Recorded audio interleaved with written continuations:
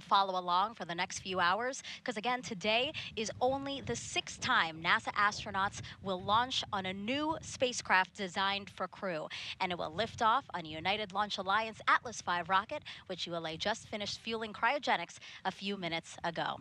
Now, both Starliner and the rocket stand ready on Launch Pad 41. You're seeing a beautiful view there from one of our helicopters at nearby Cape Canaveral Space Force Station's Launch Pad 41. And the last time an Atlas-class rocket sent humans to space was 61 years ago for the final flight of NASA's Mercury program. Over the next 5 hours, we will walk you through the launch of today's flight test. NASA and Boeing want to certify Starliner for regular flights to the International Space Station as part of NASA's Commercial Crew program. Nicole, why is it so important to have a second commercial spacecraft that can ferry astronauts to and from the International Space Station? Megan, it's so important. What we need is dissimilar redundancy taking astronauts to the International Space Station. That allows us to not be reliant on just one company or one rocket. It provides that backup capability so we can continue to have that sustained presence on the International Space Station and do all the science and technology development that we need for future missions like Artemis to the moon. Yeah, it's such a great platform, and it's great that we get to utilize it in such a way by supporting the Commercial Crew program and what it's trying to do for the space station. Yeah, the partnership between government and commercial industry is the way of the future. Yeah. So obviously, everyone, Nicole knows a lot about the Commercial Crew program, the ISS, Starliner, and their 2 astronauts today, Commander Butch Wilmore and Suni Williams, and that's why we asked her to be here with us. And for those who might not know, so Nicole was first assigned to this Boeing crew flight test in August of 2018. Not only was she trained to fly it, but she was an integral part of its development, along with Butch and Suni. However, she was later reassigned to NASA's Crew 5 mission, which launched in 2022. She became the first female commander of a NASA Commercial Crew program launch and the first Native American in space. And while on board the space station, she and the crew conducted hundreds of experiments and technology demonstrations. She also performed 2 spacewalks, totaling 14 hours. After 157 days in orbit, she and her crew splashed down safely off the coast of Tampa, Florida. And today, now, you are here to watch your friends make history, Nicole. It is really a special day. And, you know, it's very important to me because it's a great example of how our teams work together. Boeing, NASA, all working together to create an amazing spacecraft that has this capability to launch. And it's really that team concept. Astronauts may move on and fly other missions and come back, but we're all one big team. Yeah, absolutely. Now, there's a lot to learn about this crew flight test. That's why we have an entire team here to show you and walk you through the before, after of this entire mission. So just a few miles away at the United Launch Alliance's Advanced Spaceflight Operations Center are ULA's Dylan Rice and Boeing's Lauren Brennecke. Both will monitor Starliner and the rocket for us. Down the road from them at Hangar AE is NASA's Daryl Nail, who is monitoring the weather and NASA's oversight of launch operations. And back here at Kennedy, we have NASA's Antonio Jaramillo to speak with key players in this mission. Plus, we have a team in mission control at Johnson Space Center in Houston. NASA's Brandy Dean, Boeing's Jim May, and NASA's Rob Navius will monitor flight controllers as they guide Starliner on its way to the International Space Station. But for now, let's head back into the suit-up room. We got a live view at the top of the broadcast, but let's go back in there now because that is where all the action is happening. And right now we have a live view of pilot Suni Williams there. She's sitting down, talking to some technicians that are in the room with her. Nicole, what we are waiting to see right now, obviously they are suited up in their intravehicular suits, but we are expecting to see a pressure check on their suits soon, right? Absolutely. So there's a huge team of folks from David Clark and NASA and Boeing that are all working together to make sure the astronauts' suits are perfect prior to launch. And so they will get suited in. You can actually see Butch there. He's in the recliner with a visor down. He's going through his first leak check. So it looks like maybe he's kicking back and relaxing, but actually those suits, when they're pressurized, it's more comfortable to be laying back. Otherwise, you have some really hard pressure points. And so he's going through that leak check now. They're testing the integrity of the suit prior to launch. Yeah, so they're blowing air into the suit to inflate it. That's why we see him inflated there, and that's why his visor's down, because we're making sure that it maintains the right pressure for any issues that they might have. You know, the suit has to protect them. Absolutely. It is their life support system, really. And so, should there be a problem in Starliner, they will close their visor. That suit can inflate, and it has the pressure and also the air supply to keep the astronauts safe in the event of emergency. And Dee Nicole mentioned David Clark, so that's the company that worked with Boeing to design these suits we're looking at, right? Absolutely. So they worked closely with a veteran astronaut, Chris Ferguson, to come up with the details. It is a lot lighter than the traditional NASA astronaut spacesuits. It's about 10 pounds lighter. It's very minimal. You could see on the left side, right under maybe their name, that's where the umbilical will go in, and that's where the air would go into. The chippas, which is a soft helmet. The new thing about this suit is the helmets are actually attached to the spacesuit. It's actually like a hoodie, and that's where the communication cord is connected to, so that they're able to talk to flight control during their mission. And then, of course, they have gloves, as most suits do, and these gloves are touchscreen sensitive, as we do have a screen on our capsule. And it looks like Butch is about to unzip his helmet there, so it seems like we've had a good leak check there. Speaking of Butch, again, Commander Butch Wilmore, NASA astronaut and retired U.S. Navy captain, was raised in Mount Juliet, Tennessee, married to Deanna Wilmore, and they have two daughters. As a naval pilot, Butch racked up more than 8,000 flight hours and 663 carrier landings, all in tactical jet aircraft. He completed 4 operational deployments, supporting missions like Operation Desert Storm. Before his selection to NASA, Wilmore was on exchange to the Air Force as a flight test instructor at the Air Force Test Pilot School at Edwards Air Force Base in California. Speaking of space, Butch is a veteran of 2 space flights as pilot on Space Shuttle Atlantis in 2009, and then in 2014 he served as flight engineer for Expedition 41 to the International Space Station. So far, Wilmore has spent 178 days in space and performed 4 spacewalks. This flight test will be his 3rd mission to the ISS. A great background of experience there, Nicole, to really be the commander of a flight test. Absolutely. All the experience of both Butch and Suni as aviators, as naval aviators, and as test pilots, they've really been such a critical component to the development of Starliner as their experience, their decision making. And I love what Butch always says, you always ask the question why. And asking that question why and learning more about Starliner has helped grow this program into what's going to be a successful launch today. And Suni Williams, CFT's pilot and a retired U.S. Navy captain. NASA selected her as an astronaut in 1998, just 2 years before Butch. This will also be Suni's 3rd mission to space, making her the first woman on a test flight of an orbital spacecraft.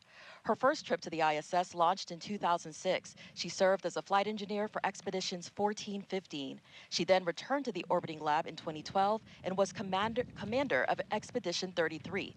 Suni has more than 50 hours of spacewalk time, the 2nd most cumulative time by a female astronaut. So far, she has spent 322 days in space. Before NASA, Suni was a former naval test pilot and instructor, logging more than 3,000 flight hours in more than 30 different aircraft. Williams grew up in Eden, Massachusetts, and is married to Michael Williams. She enjoys hanging out with their dogs, working out, hiking, and camping, as well as working on cars and houses. You were talking about how Butch is always asking why. Suni has always said that that's actually something she really admires about him, because she fully trusts that he's going to get down to the bottom of everything and figure out why we're doing things and why it's the best way to go about things. Absolutely. Butch is always going to ask the tough questions. And if you have, one thing I remember training with Butch is if I had a question or I wasn't sure, he always pause, let's ask, let's find out why. He has that patience and that attention to detail to get down to the bottom of it. Yeah, that's why it's so important for our crew to develop that relationship, because Suni says she really trusts Butch and trusts his decision making. And now, right here, we have a shot actually of NASA astronaut Mike Fink. He's the backup pilot for this mission. And Nicole, a fundamental part of NASA's commercial crew program and getting Starliner to this moment, really, Fink was. Oh, absolutely. Mike Fink has been working commercial crew since the very beginning. Before he was even assigned to Starliner, he was in charge of the astronauts that were working that program.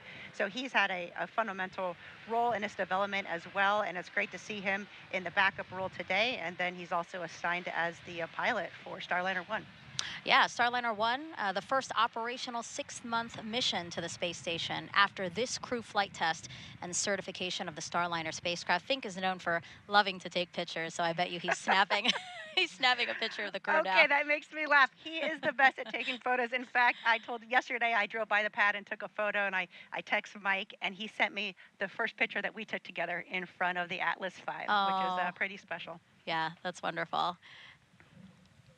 And I know he's there in a monitoring role, right? Because as he prepares for Starliner 1, it's really important to see how everything shakes out for CFT today. Oh, for sure, but he's also the ASP, so he's the astronaut support person in the room, and so his job is to make sure Butch and Suni have everything that they need for launch. Of course, there's a team that's helping them out, but he has that special eye to know, okay, this doesn't look quite right.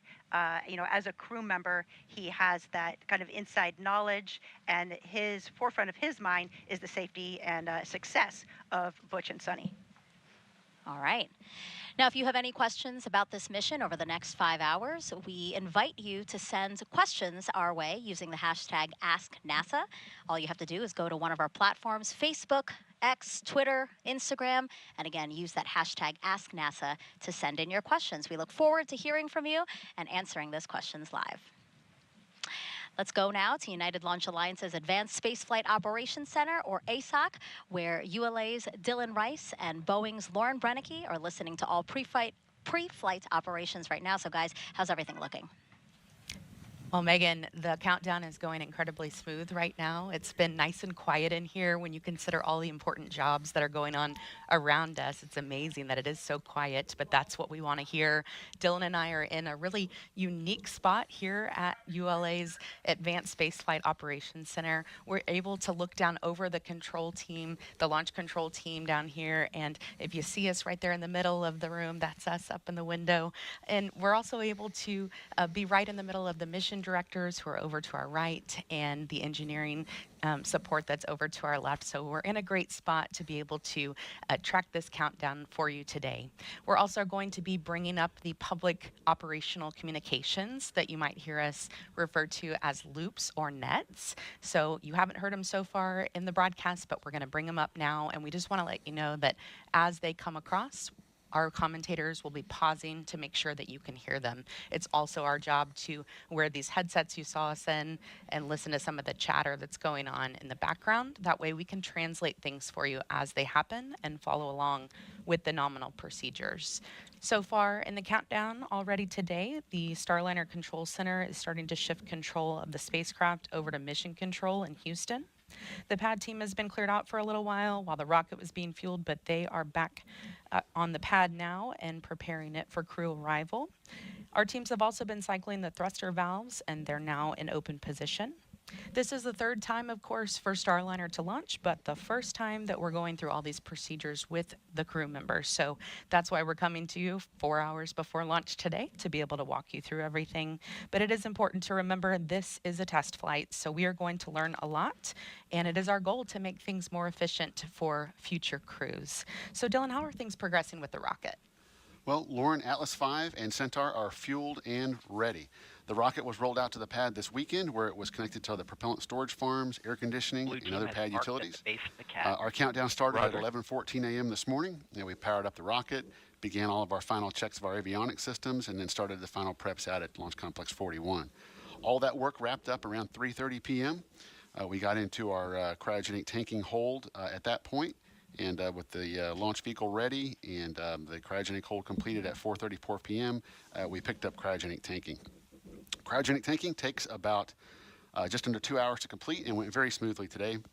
The vehicle right now remains in stable topping, and all pre-launch checks are basically complete. The readiness poll has been completed for pad entry, and the blue team is, as you said, arriving at the pad now. Today is the 100th launch of the safe and reliable Atlas V rocket. It's the third flight of the 172-foot tall N-22 configuration. This rocket is equipped with a dual-engine Centaur upper stage, which is a configuration that's uniquely capable to deliver the performance needed for that specially shaped trajectory that maximizes crew safety for Starliner. Rocket processing activities are sequenced to the T-clock. So right now we are at T-minus 4 minutes and holding. T-clock stands for terminal count clock. So what that indicates is that right now we're not performing any significant processing of the rocket. The L clock, which is what you see on the screen, or launch clock, is counting down from L minus 3 minutes, 3 hours 47 minutes down to T0 for our instantaneous launch opportunity at 10:34 and 14 seconds this evening. One thing I really love is that it's the Atlas's 100th launch, and it is the first crewed launch for CST 100. So that is our lucky number of the day. If you don't know, CST stands for Crew Space Transportation, and the 100 represents the 100 kilometers up. That is the space line, the difference between Earth and space. So, of course, you'll hear us refer to it as CST 100 some, but we do call it Starliner now. That is the fleet name. So let's get a check-in with NASA's Daryl Nail at Hangar AE. Daryl? Thank you very much, Lauren and Dylan. And here at Hangar AE, the management for Commercial Crew Program is monitoring all the systems, including the weather. We just got a weather brief just about 20 minutes ago from the launch weather officer for the 45th Space Wing, Brian Benson, and it's looking pretty good. In fact, it's looking excellent for the local area here at the launch pad. You can see in this shot off in the distance some clouds off into the horizon. We may have some stray cumulus clouds that could form out there, but other than that, that is the only concern when we go into this launch tonight. The fact is that we've got winds that are onshore pushing the sea breeze storms, which are very normal this time of year here in Florida. They're pushing them well west of us. In fact, there's some storms firing up to the west, just west of Orlando, which is about an hour's drive of here. Thunderstorms are starting to form there. They have some lightning that is in the area. But all of that is not a concern according to the launch weather officer. Now there's two areas that we're looking at, and the first is the launch pad. You can see from this shot right here, the seas look great, the sky looks good, and overhead we're looking really fantastic. So let's put up the weather graphic and just give you the breakdown for the launch weather officer here in the area. That's, you really can't get much better than that. 95% go. You know, they wouldn't want to put 100% because I have you loud and clear on one. Roger that. Blue team has arrived at CAD level 12, performing white room toxic paper and O2 checks. Roger. Okay, so there you heard the blue team is up at the 12th level. 3 hours, 45 minutes. And so we are 95% go, with the only concern, as I mentioned, cumulus cloud rule, temperature 72 degrees. As far as the little bit of elevated risk for the ascent abort corridor. This is the area up the northeastern seaboard of the United States. There is a cold front that is leaving the area.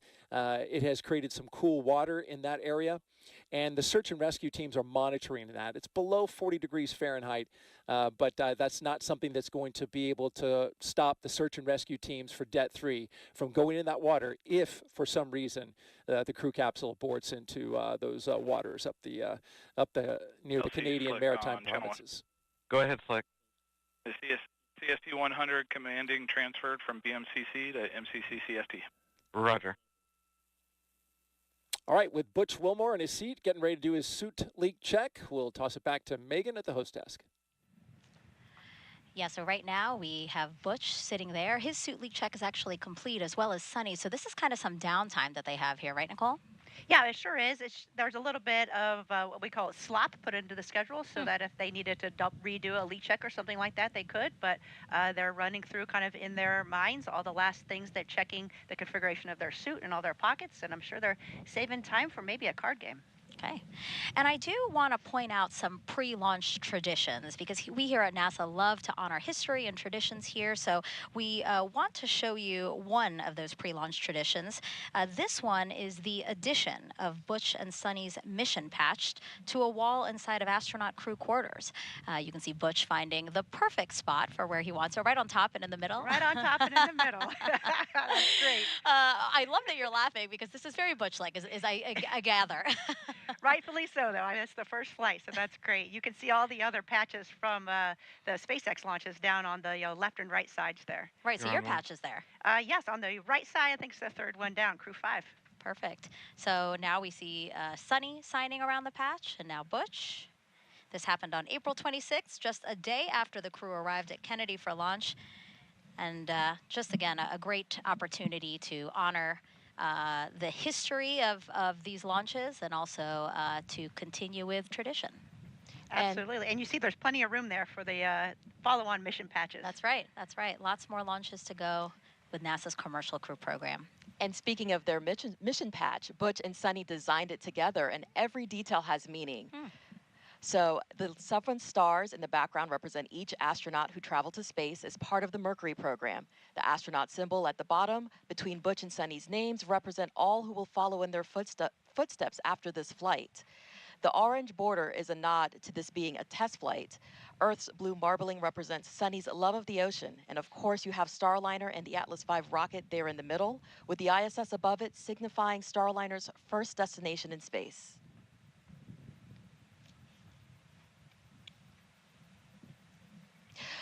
We have teams at Mission Control in Houston monitoring Starliner's flight to the space station. Let's check in with NASA's Brandy Dean and Boeing's Jim May.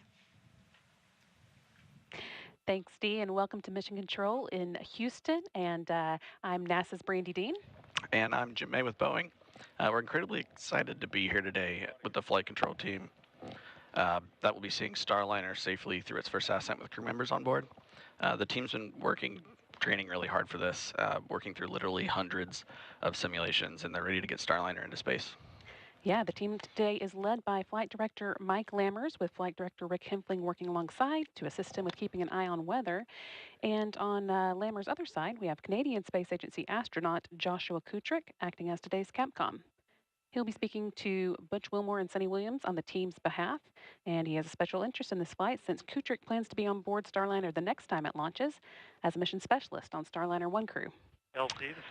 This team's been on console since about 3:30 this afternoon, working closely with the teams in Florida.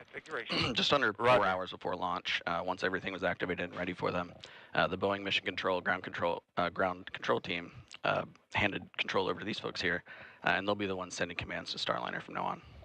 That said, although they'll be busy, you won't hear too much from them as they move through the countdown with their colleagues in Florida. Some of the key calls they'll make include switching Starliner from ground power to battery power, and then with the crew's help, activating the launch abort system. And of course, Mike Lammers will be speaking on behalf of his team when he gives his go or no-go to the launch conductor during the final poll 7 minutes before launch. At liftoff, they'll work hand in hand with the ULA team, who will be controlling the Atlas rocket lifting Starliner into orbit. For the first minute and a half of flight, we'll have Atlas and its solid rocket boosters providing the initial lift to get Starliner to orbit. And then later, the second stage Centaur engines finish the job of getting the spacecraft into orbit. They'll be done with their job about 12 minutes into Starliner's flight and then be jettisoned 3 minutes later. After that, Starliner will be on its own to make its journey to the International Space Station. So let's take a closer look at the details of what to expect during Starliner's ascent, coming up at 10:24 p.m. Eastern tonight.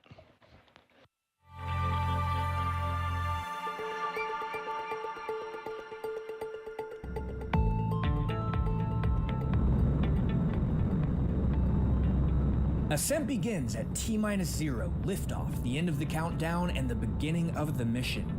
Shortly afterwards, at T+12 seconds, the rocket rolls, lining up Starliner with its target orbit and putting the astronauts in a heads-up position.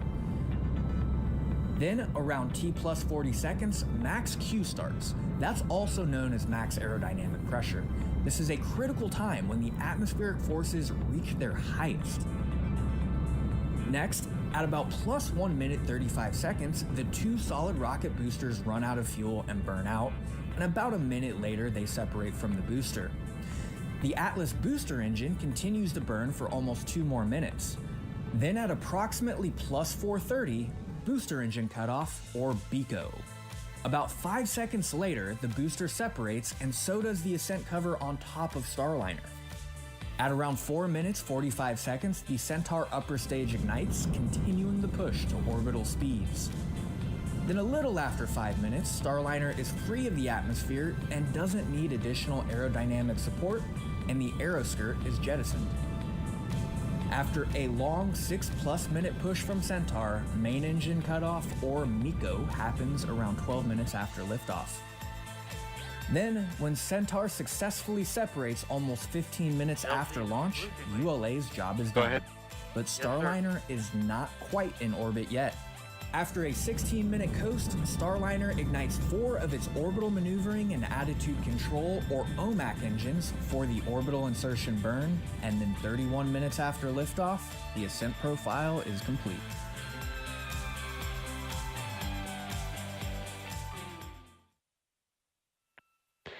That was a look at the first 30 minutes of Starliner's mission, but of course that's just the beginning. If we launch on time tonight, Starliner is set to dock to the International Space Station at 12:46 a.m. Eastern on Wednesday. So next we're going to check in with NASA's Rob Nabius, who is waiting on launch just down the hall with the Space Station Flight Control Team. Rob?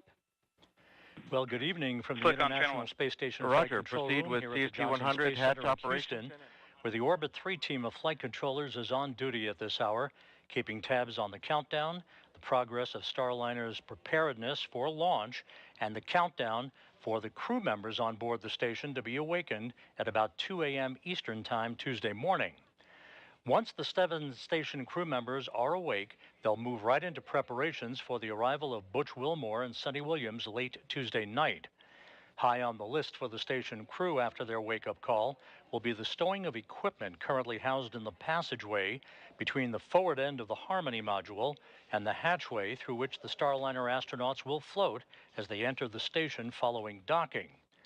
Tuesday afternoon, there'll be a pair of mission management meetings, first by Boeing management to assess Starliner systems following launch, and the initial series of OCCs. Those are the operational checkout capabilities the Starliner crew will conduct to ensure that the vehicle is ready for docking. Following that meeting, the International Space Station partners will gather to give final approval for Starliner to press ahead with the critical phase of the rendezvous that begins tomorrow evening with the terminal phase initiation burn. So it's a busy 24 hours that lies ahead. We'll be here every minute to keep you posted. And by the way, at the time of launch tonight, the International Space Station will be flying 260 miles over southern Belgium. With that, we'll send you back to the Cape. Thank you to our colleagues over at Johnson Space Center. We are now 3 hours, 35 minutes, 10 seconds and counting from liftoff of NASA's Boeing crew flight test. Go ahead, flight. I'm ready for hold call authority comm check. Proceed. Stand by for voice loop reconfiguration. Roger.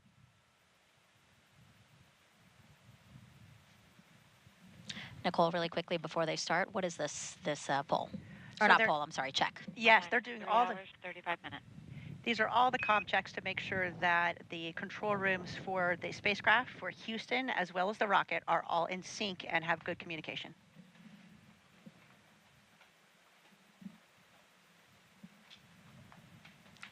As we wait for that comm check, we are outside now, looking at the crew's ride to the launch pad. Because LC, before, SMD on channel 1 for a comm check. I have you loud and clear on channel 1. I have you the same, LC. SMD out. all right, we're actually going to go back inside because the card game is happening. And Nicole, talk us through what's happening right now. Okay, so there in the middle of the screen, you see Joe Akaba. He's the chief of the astronaut office. Okay, flight, comm check on air to ground 1. I have you loud and clear on channel 1. Copy, I have you loud and clear on CST air to ground 1. This completes the hold call authority comm check. Roger. And they're playing a game called SCAT, which is essentially 31. You want to get 31 in your hand of the same suit, and you can decide to pick another card, or if you think you're close enough, you can knock the table. Looks like Suni just knocked the table there, so maybe she thinks she won. Butch will get one more try to see if he gets 31, and then we'll see. And why are they playing a card game? Some people might be watching and going, wait, what? Yeah, maybe it does seem a little odd. It's, tradition goes back, I think, as long as I've heard, at least some type of a card game, or, for example, for our launch, Josh Cassada, our pilot, he did a card trick. So it's just, if there's time, we do it. Of course, if you're running behind, you would skip the card game, but it's just a nice tradition and a chance for the crew to kind of take a breather before walking out to the rocket. And the purpose usually when they're playing a game is the commander has to lose, right? Yes, you want that to be, the worst thing that happens that day. Yeah. So it looks like Suni, I don't know if Suni, well, maybe Suni won because really, again, I don't think Suni has won because they continue to play. That's what I'm thinking. They're just dealt another hand, so we'll see. Again, another pre-launch tradition that dates back quite a bit. And we wanted to bring you back into the suit-up room to show you this because it is a moment of levity for the crew before everything really starts to ramp up before launch. And it's really great, these traditions. You know, sometimes you lose where they actually start, but sometimes they've been carried on for decades and decades. And there's a lot of little traditions and big traditions, but it's a big part of NASA and our launches to space. While we watch them continue to play, I do want to mention one thing because obviously we see their helmets hanging off the back of their suits. There was a dream that Butch kept on saying that he was having, more of a nightmare, I guess, where he was saying, oh, I think he won. Well, looks like it. He won. Yes, oh, thumbs up. That means go. Okay. That means go. We have some cheers from around the room. Sunny's happy to lose or happy to win. I don't know who won. I'm not sure. Maybe they changed the rules. They look happy either way. That's yes, the most important part, right? Out. Like everybody's smiling there. Back to that story. So Butch was having this recurring nightmare where it was launch day and he couldn't find his helmet. So I'm sure he loves the fact that this helmet is attached to his suit. Yep, that is good. I think you still need your chippa though, so the earpieces they still need, but that'll be in their helmet bag. Yeah. Thank you, LC. Minor comm issue with blue team, but it is resolved now. Roger. And so you just heard that call out. Basically, the blue team, just to set everybody's understanding of some of the loops that they'll be, or some of the announcements that they'll be hearing over communication loops, is the blue team is the pad that's out. The blue team is the team that is on the launch pad right now, prepping the pad for Suni and Butch's arrival. We're watching them take some photos with some folks who are in the suit-up room there, and they're holding some roses, Nicole. Do we know anything about that? I'm not sure if they're for, support folks, or maybe they're for their family. When they walk out here of the astronaut quarantine facility, then their immediate family will be there waiting for them, and they'll get one last chance to chat with them before riding off in the Astrovan. Yeah. I do know that this particular crew has always said, really, this is a team effort to get to today, so I'm sure they are very appreciative. And yeah, those might be for folks they want to honor today. And as you mentioned, the Astrovan, Nicole, the Astrovan is going to be Butch and Sunny's ride to the launch pad. You're looking at it right now. It's parked right outside of the Neil Armstrong Operations and Checkout Building. Crew quarters is right inside of the ONC. NASA chose the company Airstream back in the 60s to create a crew quarantine vehicle for when astronauts returned from the moon. The picture you see there, President Nixon talking to the Apollo 11 astronauts inside said quarantine vehicle. And then during the shuttle program, Airstream created the first generation Astrovan. You see it there, a 27-foot motorhome that transported astronauts across KSC to their launch pads. You see Butch smiling there, one of his previous missions. Suni also rode in that Astrovan. And now here's a closer look at the new Astrovan. It's wrapped with pictures of Starliner, has a license plate that says Ride to Space. When the doors open, steps fold out. The inside can seat up to 8 people. There's those steps. And there's, with the room for the astronauts, portable air ventilators that keep them cool. The Astrovan also includes TV and a sound system, so crew can watch or listen to whatever they want on their way to the pad. Looking like a pretty comfy ride there, Nicole. You jealous? It's pretty sweet. It's a pretty sweet ride. So again, that is parked right outside. I love that Ride to Space license plate. That's cool. Yeah, that is. It's always nice to see these personal touches, you know, and again, to bring in some fun, right, to a historic mission.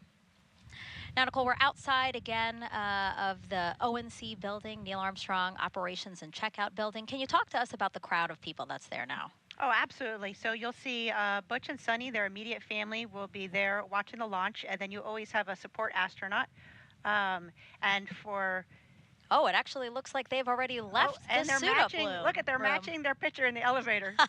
That's awesome. That's great, yeah. So there you have Commander Butch Wilmore and pilot Suni Williams. They've left the suit-up room a couple of seconds early. They've walked down a hallway and are now in an elevator to go down to where you're seeing now. They will soon walk out the doors that are to the upper left side of your screen. They'll greet the crowd there before getting into their Astrovan. So again, Nicole, what were you saying about the people there? Yes, of course. There's always astronauts there supporting the family. So I think flying in space is one of the most important things we do. And the next thing after that is supporting our friends that are flying to space and supporting their family. So you'll see Steve Bowen, who is supporting Butch's family. And they were classmates of the astronaut class of 2000. And then Doug Wheelock is supporting Sunny's family, and they are classmates in the class of 1998. Wow. Yeah, it's so nice to see the familiar faces, you know, just to, again, get one more moment with your loved ones before a really important historic mission ahead of you. Butch and Sunny have been training on Starliner for years, and Starliner training takes place at Johnson Space Center, where they can simulate just about anything they may experience in space, even zero gravity. They performed a lot of their training inside a real-size mock-up of the Starliner at JSC, which just happens to be right across the room from a real-size mock-up of the International Space Station. And just down the road, they spent hundreds of hours inside of Starliner's simulators, running through various possible scenarios they could face during this flight test. Now, Nicole, Butch and Sunny are, likely waiting right outside of the doors now. We expect them to walk out at 3 hours and 24 minutes before launch. Do you remember how you were feeling in this moment? Oh, absolutely. And, you know, we've walked out those doors a million times just being here at Kennedy Space Center for work and staying in the quarantine facility. But when you walk out and open those doors that final time before leaving the planet, it's really special. I remember feeling excited to see my friends and my family, but also feeling a really strong sense of calm because you know you're prepared and you are ready to go. So we'll be watching the clock to see if they're too excited to wait for the mark that they were. Who would come running out first? Would it be Butch or Sunny? What do you think? You know the answer. Okay, they'd be there together, kind of running out. Yeah, I'm sure we'll also see a lot of NASA leadership here at crew walkout. Now they'll have to stay down kind of towards the other end of where the Astrovan is because they have not been in quarantine with the crew. But it's always important that we have our leadership at NASA coming down for lunch. All right, let's try to squeeze in a social question. We have Danny on Instagram asking, what exactly are they testing? Well, Danny, they're testing everything. It's a new spacecraft. Of course, the spacecraft has launched uncrewed before on the Atlas V rocket, so we have great confidence in that system. But the crew on board, the integrated system with all the life support systems and our ECLIS systems, which is your cooling and your environmental system. Of course, and then the piloting of the spacecraft. It is a fully automated spacecraft, but it has a lot of manual capability. So Butch and Sunny will be flying manual test points, and it also has a fully backup capability as well. So they'll be testing all of those components of the spacecraft during this mission. And to set the stage for, again, the moment of Butch and Sunny walking out these doors, again, the ONC building here at Kennedy Space Center. Inside was crew quarters, that same suit-up room that we have been watching them suit up in. NASA has used that very same suit-up room since Apollo 7 in 1968. That was the first manned mission of the Apollo program, so a lot of history there. And then those astronauts, as we said, for the missions subsequent to Apollo 7 have been walking out the doors, as you see now. Here they come, our CFT crew, taking their first steps outside for their historic flight test to the International Space Station. Commander Butch Wilmore and pilot Sunny Williams. LC Slick on Channel 1. Go ahead, Slick. Hatch open, ops complete. Confined space checks are nominal. Roger. You can hear Butch there saying thank you for everyone for being there. He said, let's fly. They're now walking over to their respective areas, right? Again, we have family and friends here to see Butch and Sunny.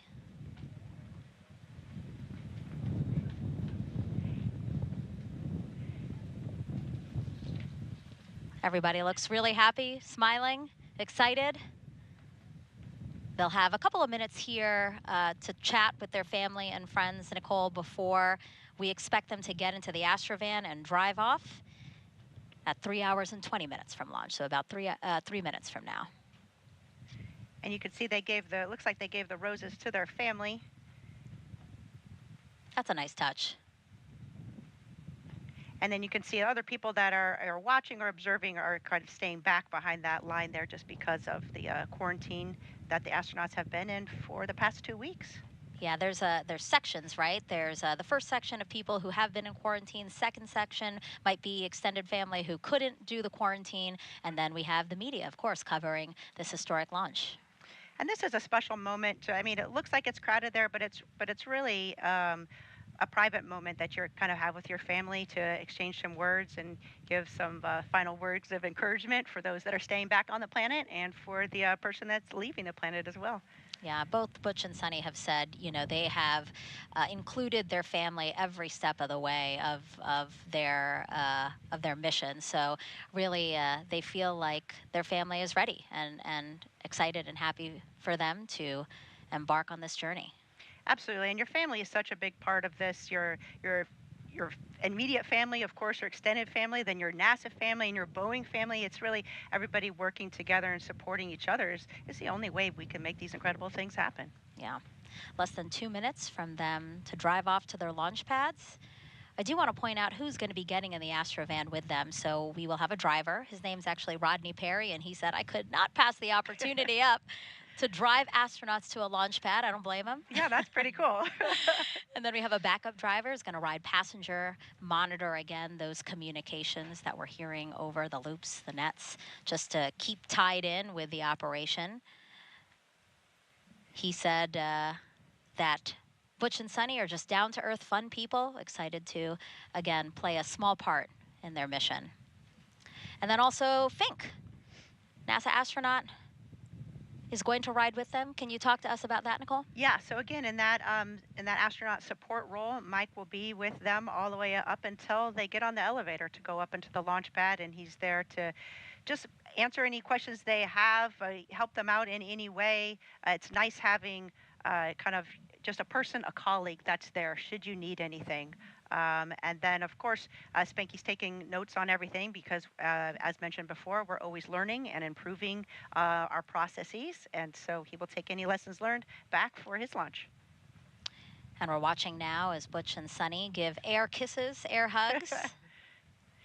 You can see they have a visor, a film kind of protective layer there on top of their visor. That's Velcroed to the back there, and that's just so the visor doesn't get scratched as they're moving around to the launch pad, and then they'll remove that protective visor when they get into the spacecraft. That makes sense. Thumbs up to everybody. They're like, let's get out of here, guys. A hug there for 3 hours and 20 minutes. One of you guys' colleagues, right, Dee? That's right. That's Megan Donaldson. She works very closely with the astronauts. She's our astronaut liaison and ensures that they have proper interaction with our teams to encourage safety and to remind everyone that this is a crewed flight and this is who we do it for.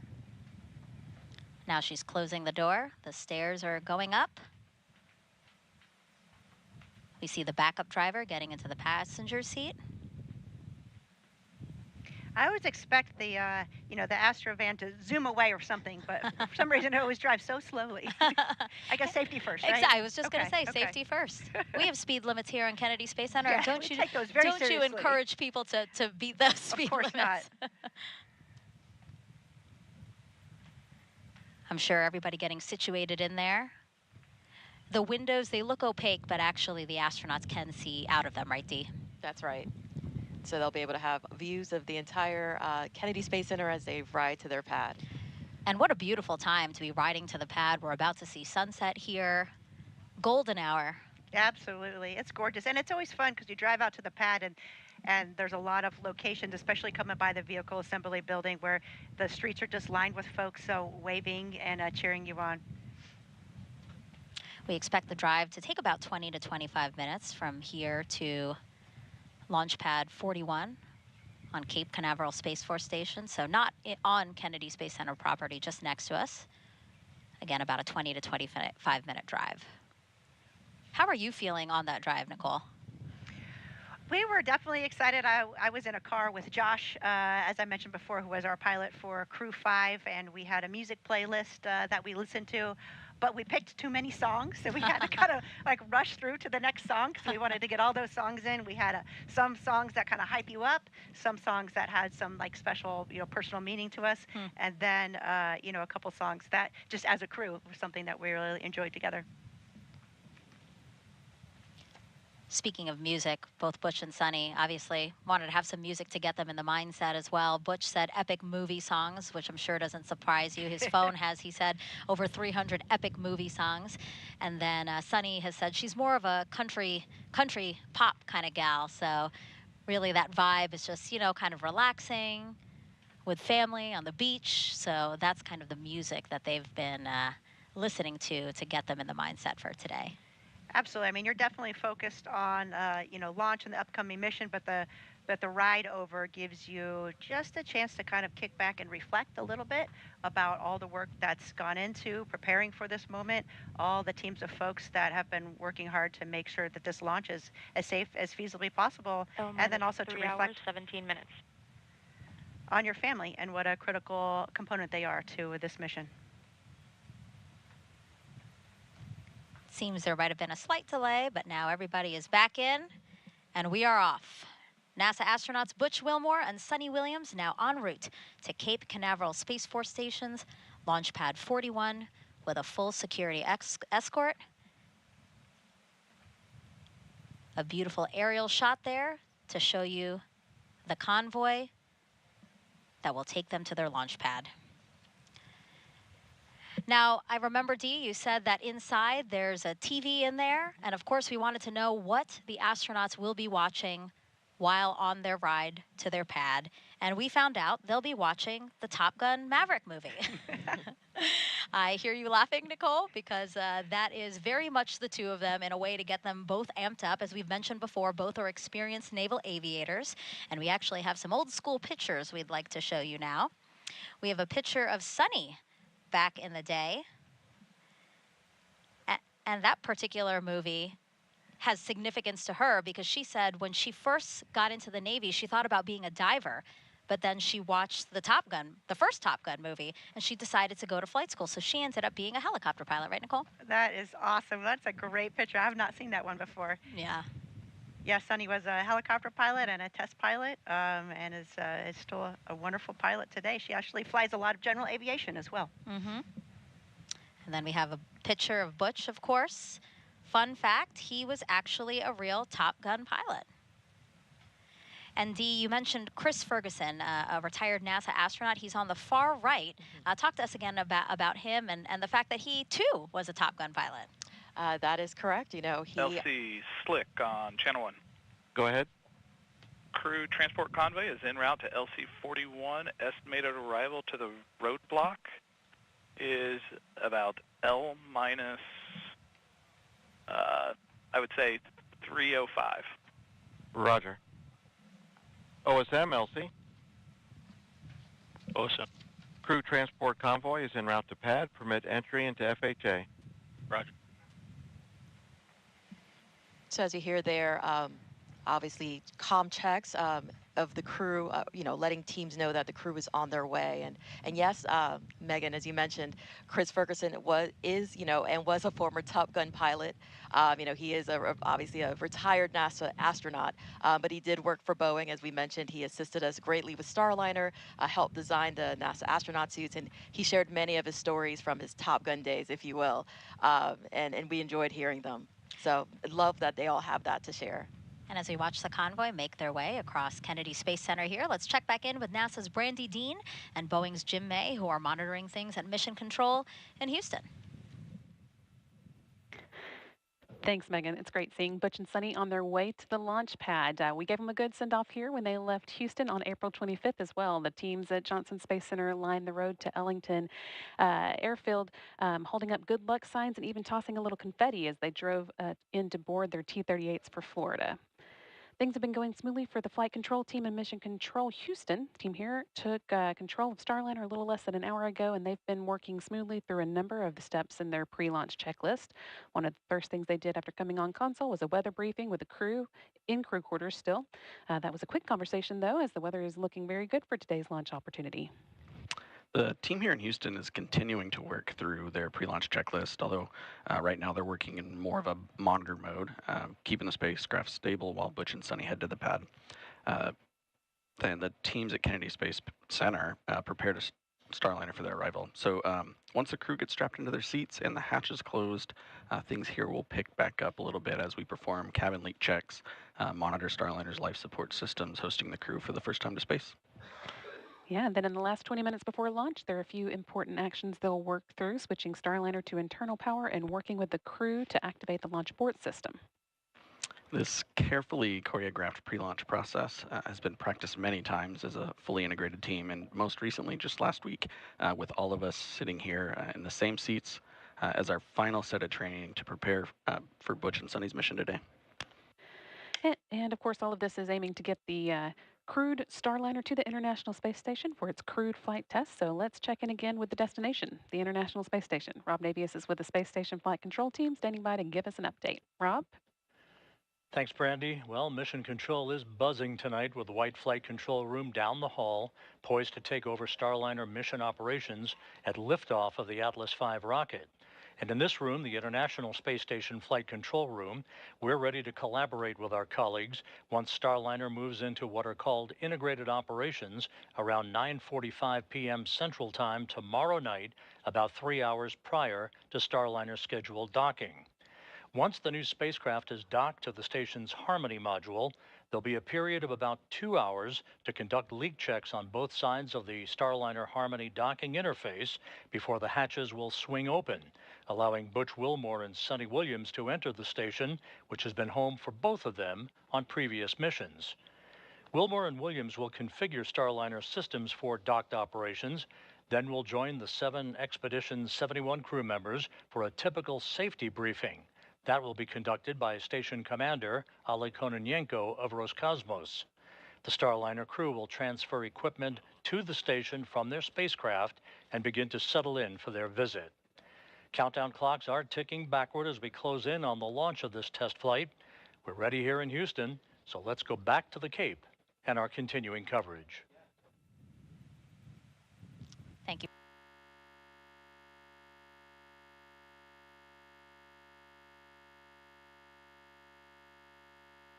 Craft designed for crew. If you're curious about the first 5 crewed test flights, here they are.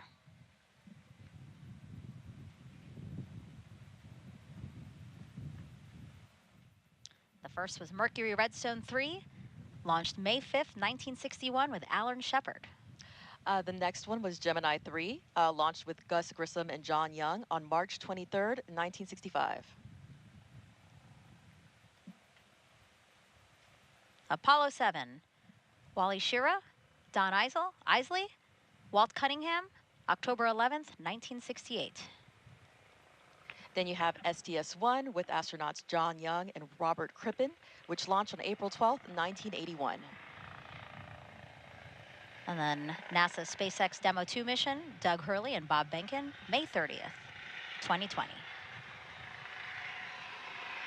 And of course, today you have NASA's Boeing crew flight test with Commander Butch Wilmore and pilot Suni Williams. And as you pass by there, that's actually near C3PF, where we refurbish and assemble the Starliner. And right next to that building, we have the historic Vehicle Assembly Building here at Kennedy Space Center. And we should, of course, acknowledge that what will be the 7th time NASA will fly crew on a new spacecraft off our planet, and that will be the Artemis II mission next year. NASA astronauts Reed Weissman, Victor Glover, Christina Cook, and Canadian Space Agency astronaut Jeremy Hansen will orbit the moon, and their Space Launch System rocket and Orion spacecraft will be assembled in that Vehicle Assembly Building. Let's check out what's already in work for NASA's return to the moon.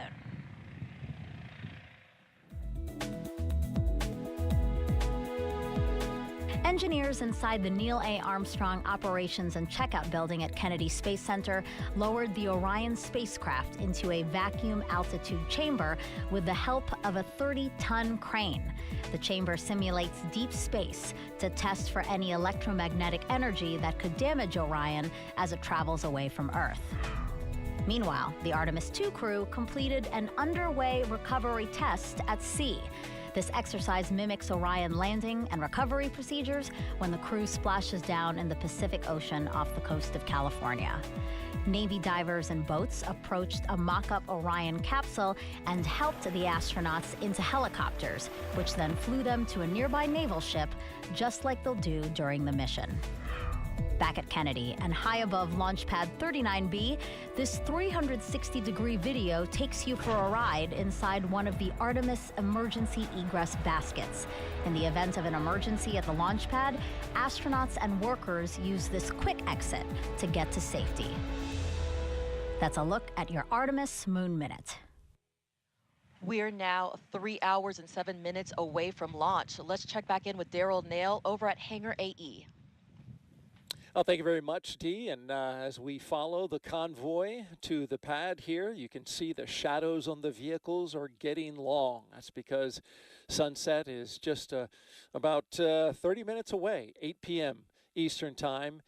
Sunset, and the conditions for weather are simply fantastic. It's 79 degrees outside, humidity about 70%, but we are very dry, very comfortable, and any storms that have been caused by sea breeze, convection over the center of the state are being kept away by some nice 12 to 14 knot winds, according to the launch weather officer, just keeping those storms at bay off in central Florida.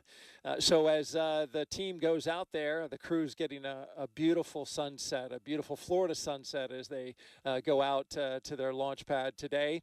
Also want to mention that the NASA operations manager has set the triage points based on the conditions that the weather has for today, specifically the winds, those 12 to 18 knot winds forecasted at T0.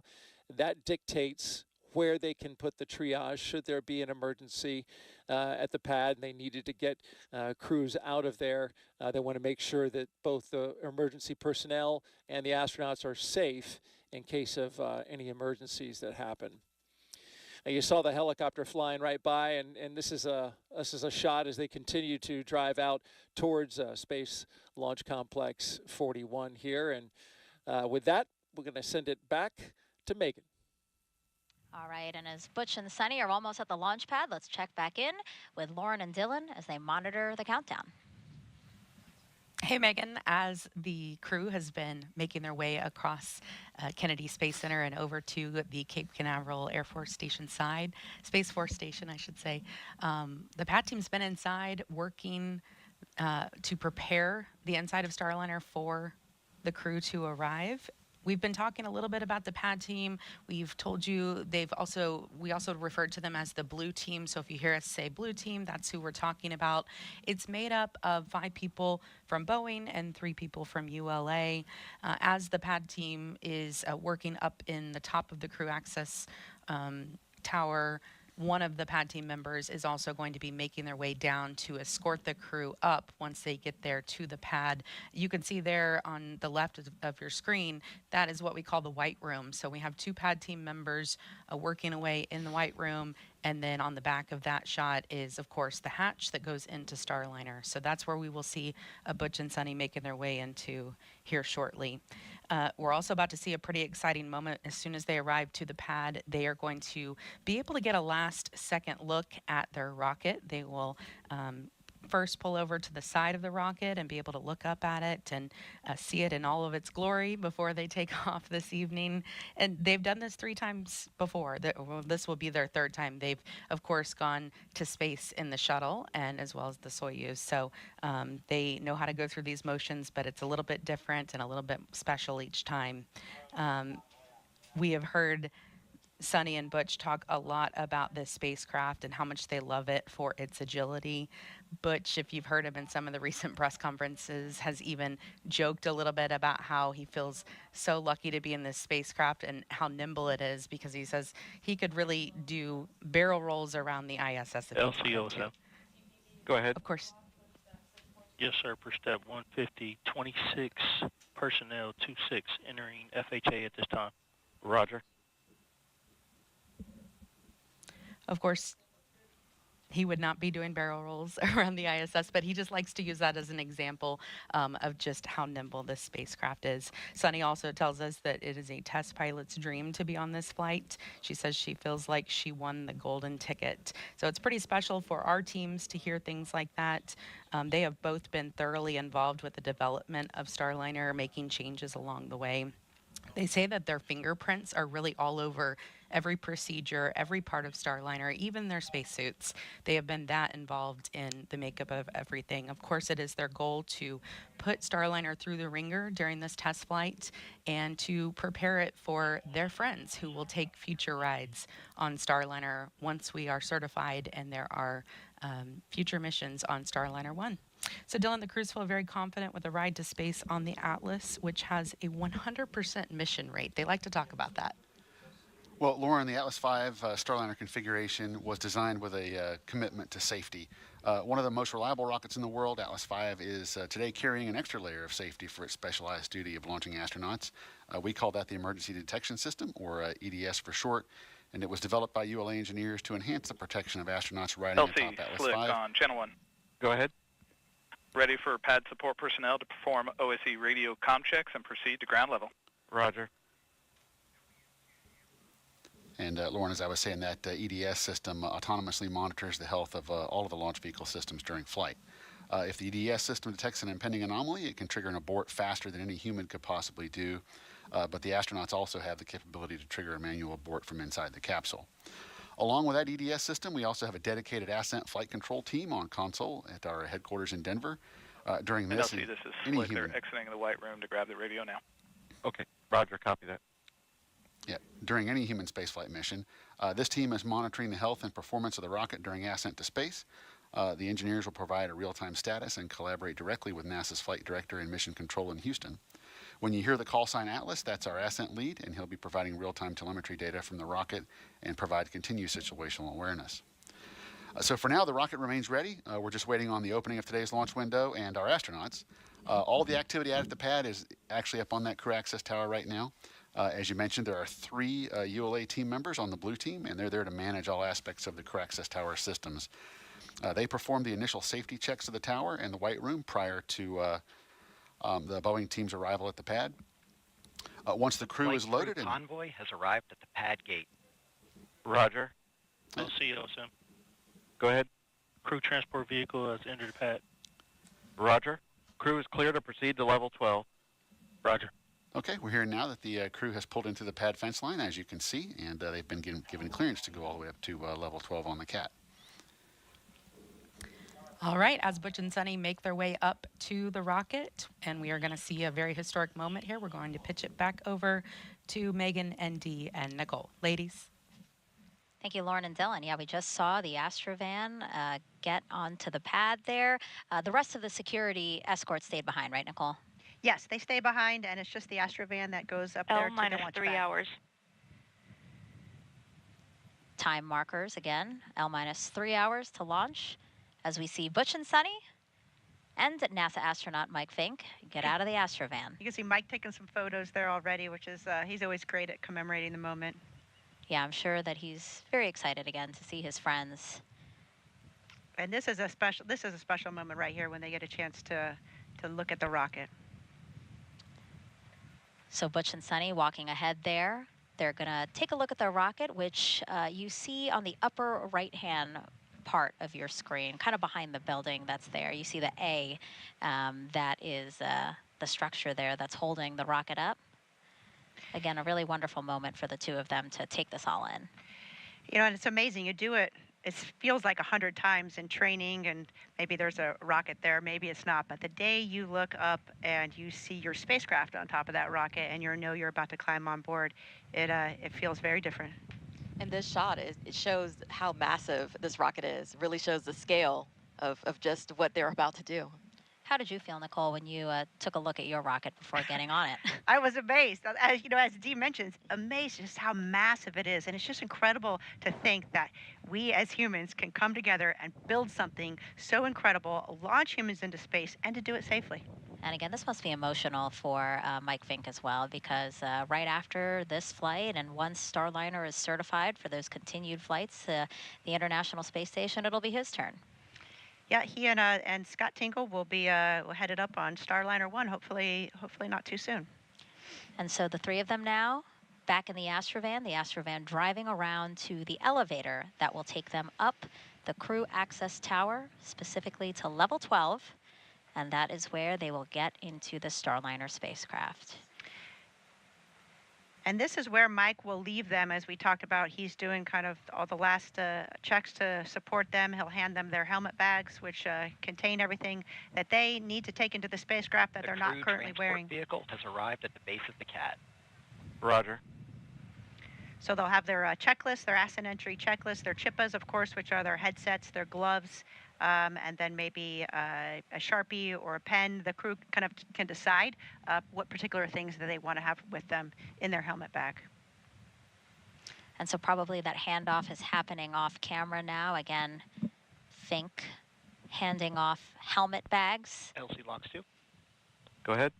For your awareness, we've just had a quick instance of some topping oscillations, and I've manned my system into a stop flow. Roger. And so you're going to pause here for 5 minutes? That's affirmative. Roger. Advise when you reinitiate. We'll go.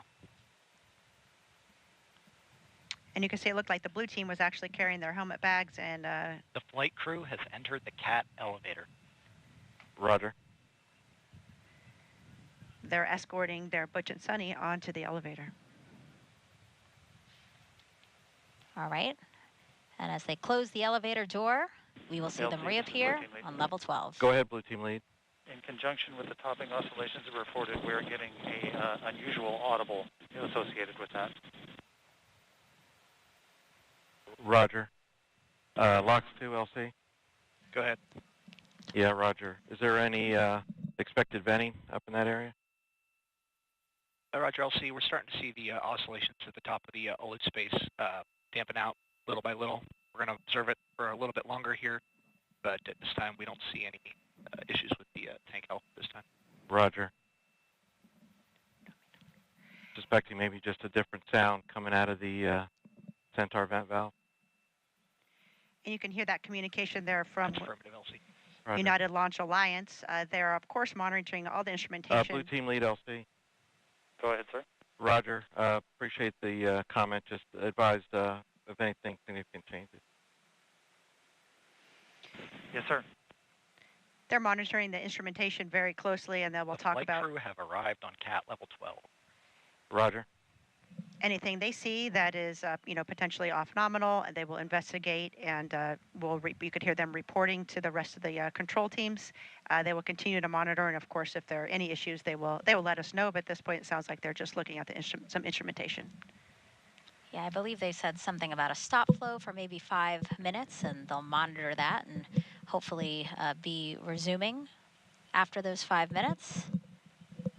And what we're seeing now is, again, pilot Suni Williams now on level 12. So what's happening now is Butch is going to the bathroom. Very important. It's his final opportunity to go to the bathroom before launch, right, Nicole? Yeah, and believe it or not, that is at a very important moment. You want to take that time there.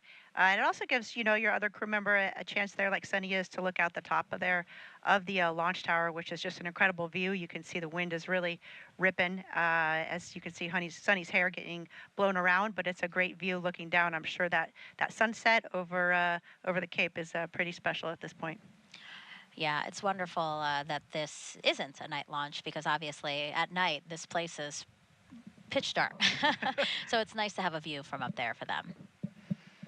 And you can see off to the left there, that is the crew access arm that's headed out to the white room. So once they're complete with their restroom breaks, then they will head down the crew access arm. Go ahead.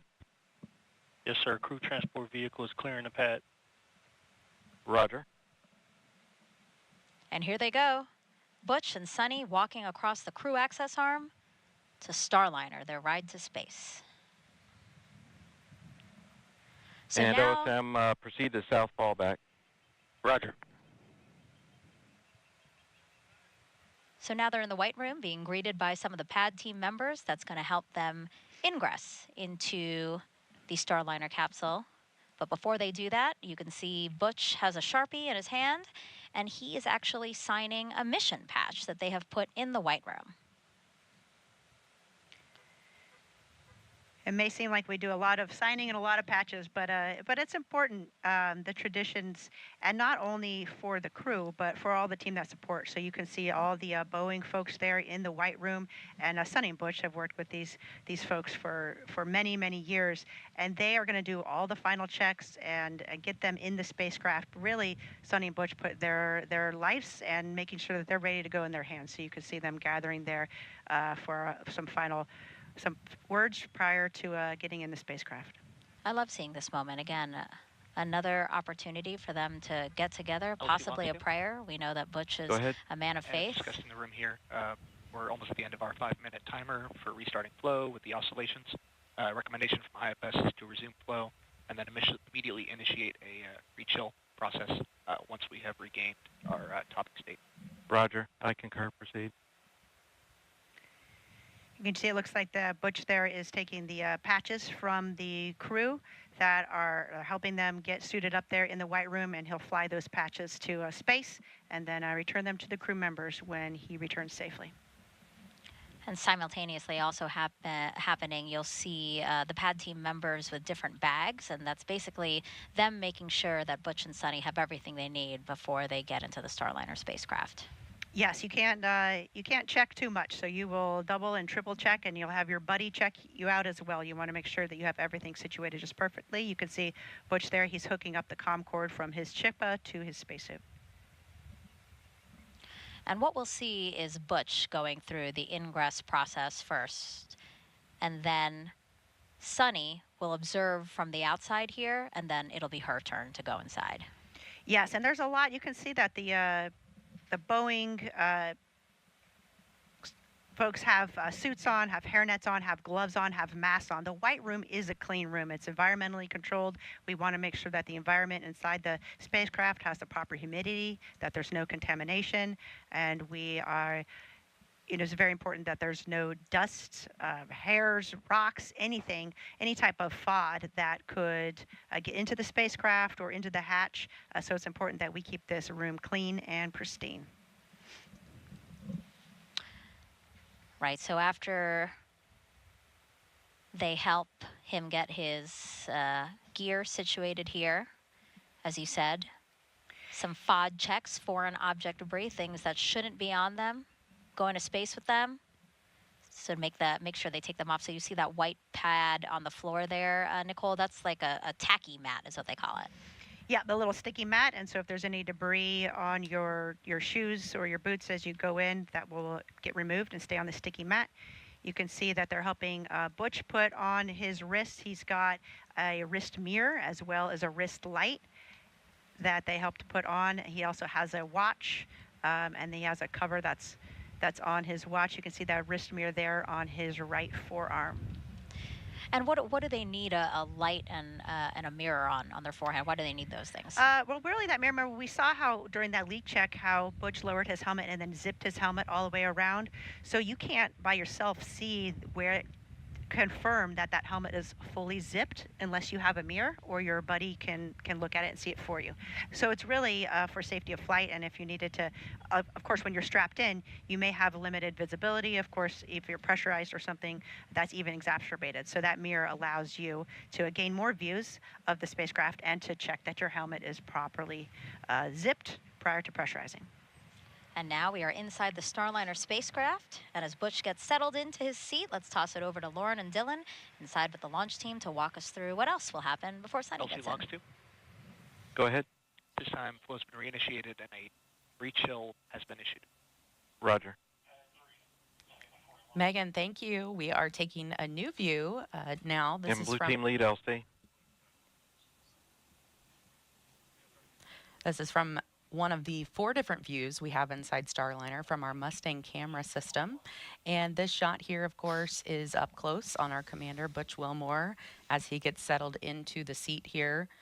This is the commander's seat, so he, you saw him there sort of crawl across some of the other seats to slide all the way over. Part of the reason why he goes in first is because he is the farthest to crawl across there. So 2 different pad team members helping to get him settled in. He will sort of do a little bit of a shimmy to get perfectly into the seat and comfortable as they start to strap him up, and you can see them working across his belt there, as well as some of the straps on his legs. We're also seeing Suni walk down back toward the white room now.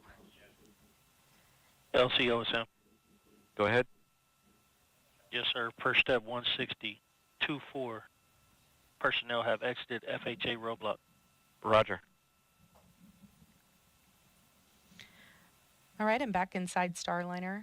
Again, we have these 2 pad team members who are helping Butch get settled in here.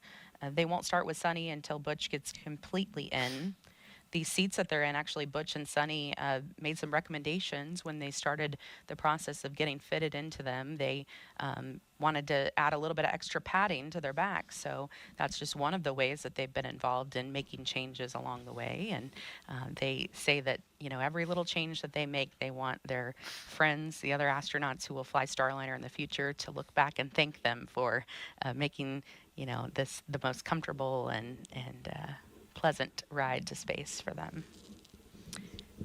Now, right in front of Butch there is the Starliner console.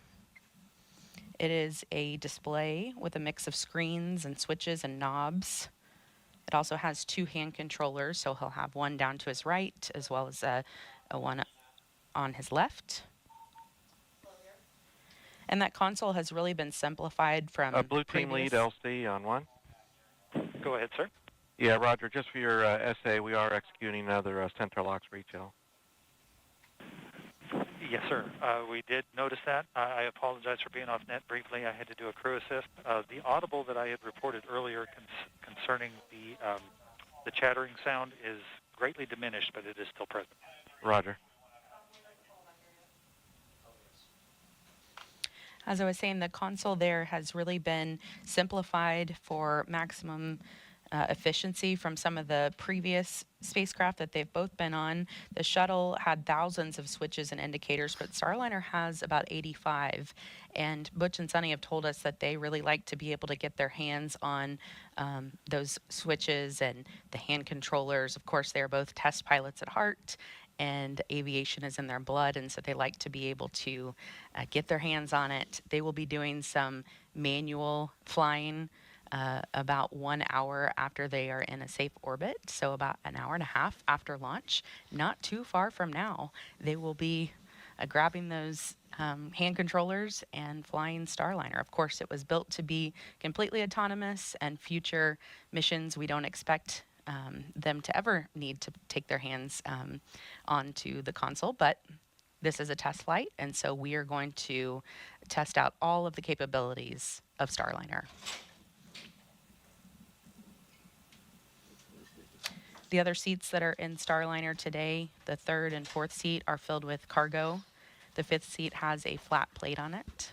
So Suni will sit right next to Butch, and we saw them give us a little demonstration in a press conference recently. They sat down next to each other to kind of show us how they sit in this spacecraft, and they said it was quite roomy. They had elbow room and they could move around. They gave us another example of what they've been like in previous flights where they've been a little bit tighter, so they were happy to have the extra space here. This process takes about 15 to 20 minutes to get Butch completely ingressed. But Dylan, our teams have really been working for the last few days leading up to this launch. It didn't just start in the last few hours, right? Yeah, that's right, Lauren. So we actually rolled the rocket out to the launch pad on Saturday. And once the rocket was rolled out, we made those connections, like I said before, to all the pad utilities. So the propellant storage farms, pad power systems, the environmental control systems. And once all that was done, then we loaded the RP-1 rocket fuel onto the Atlas first stage. RP-1 is not cryogenic on Atlas V, so we were able to load that early prior to launch day. So we did that on Saturday afternoon, and with all that work complete, we wrapped up our activities on Saturday in preparation for our launch opportunity today. So this morning we came in at 11:15, powered up the launch vehicle, started doing all of our avionics checks and all those final configurations and double checking the configuration of the pad. With all that complete, we went ahead and loaded all the cryogenic propellants on board Atlas and Centaur. And we are seeing Suni make a phone call right now. I think we might be able to actually see who's on the other end of that call. LCSY on 1. Go ahead, SYS. Step 170, L1 balloon cycle task is complete. Roger. So there on the left side of the screen, we are taking a look into the BMCC. And there's a bit of a surprise happening right now. Suni is making her phone call to a man named Bill Barr. He is a Boeing employee working there in the Boeing Mission Control Center. And he is the responsible engineer for the ECLSS system, which stands for Environmental Control and Life Support System. Now, obviously, that's a very important system for flights with human on board.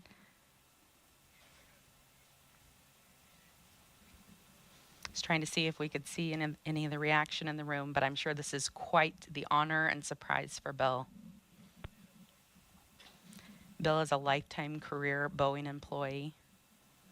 He started with one of Boeing's heritage companies, McDonnell Douglas, in the Skylab program.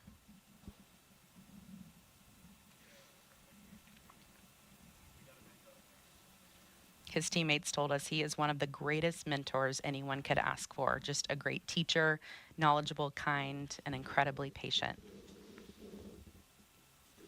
Couldn't hear anything better from your teammates. Pentagon 1 is on listen to. And we're going to start hearing some comm checks here as Butch gets connected.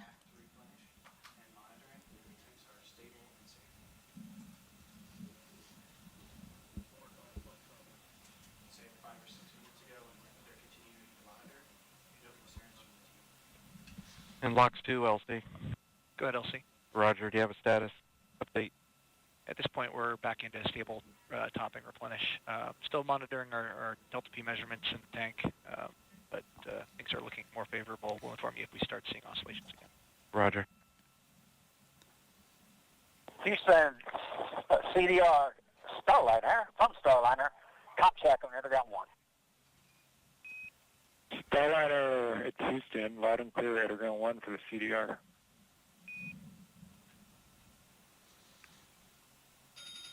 All right, good comms check there. Those comms are connected through the umbilical on his torso. We mentioned that when they were in the suit up. Power suit and Bravo.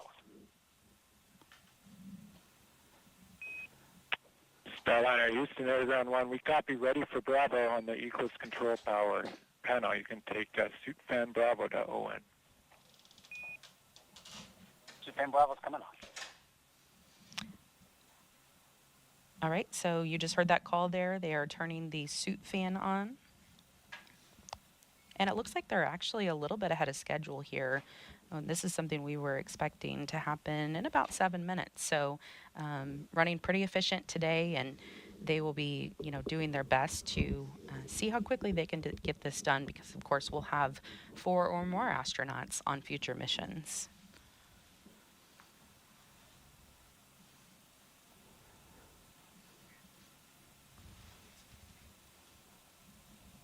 When they have the suit fan on, that system routes air from the cabin back into the suit. So that's what they're testing out right now.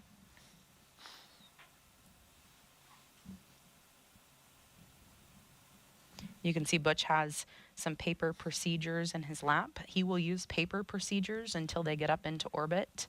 And then once they get up there, they will have tablets they pull out with the rest of their procedures.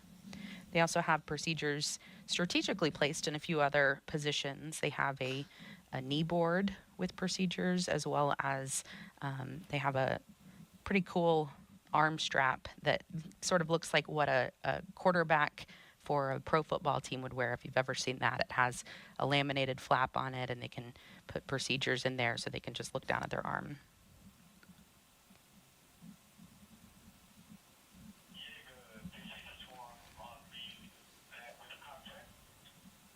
So, Lauren, I believe Butch did play football, right?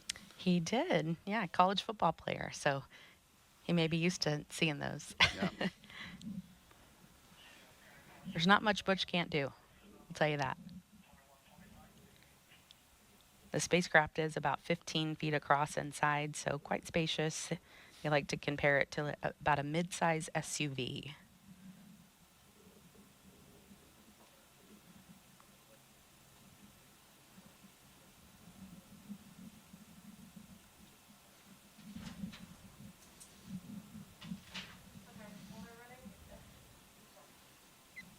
One of the tests that will be happening once they get up to the space station is called the Safe Haven test, and it's one of our flight test objectives.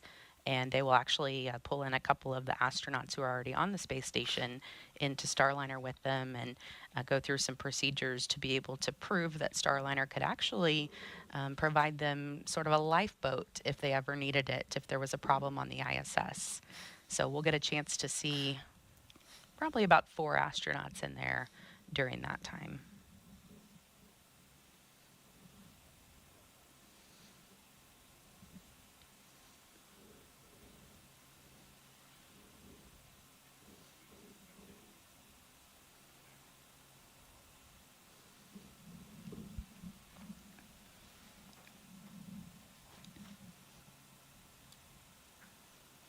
These seats that they're in are built to accommodate a range of heights as small as 4'11" all the way up to 6'4".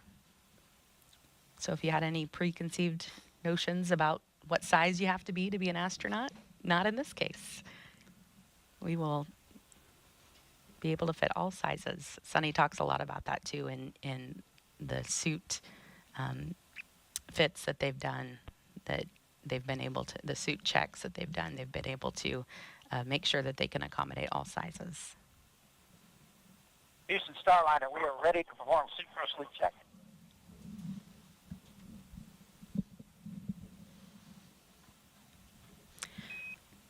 Starliner Houston, we copy, ready for suit cross leak check. CDR, we're ready. All right, so that call there for the suit gross leak check, that is to check for any leaks in Butch's spacesuit. Now, the word gross is used in this situation to mean any significant or easily detectable leak that could compromise the integrity of the suit. It sounds a little funny, but it is a word that we're very used to in spaceflight. They'll be able to tell pretty quickly if there was a leak in the spacesuit. Once they inflate it, those pad team members will push on their arms and make sure that there's no air coming out.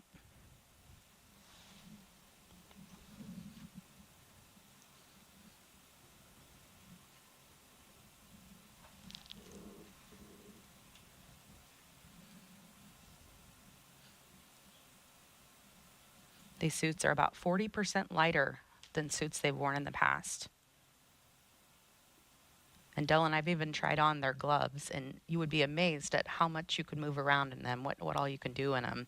Of course, the fingertips you can use the tablets with, but I was really surprised at just how flexible they were.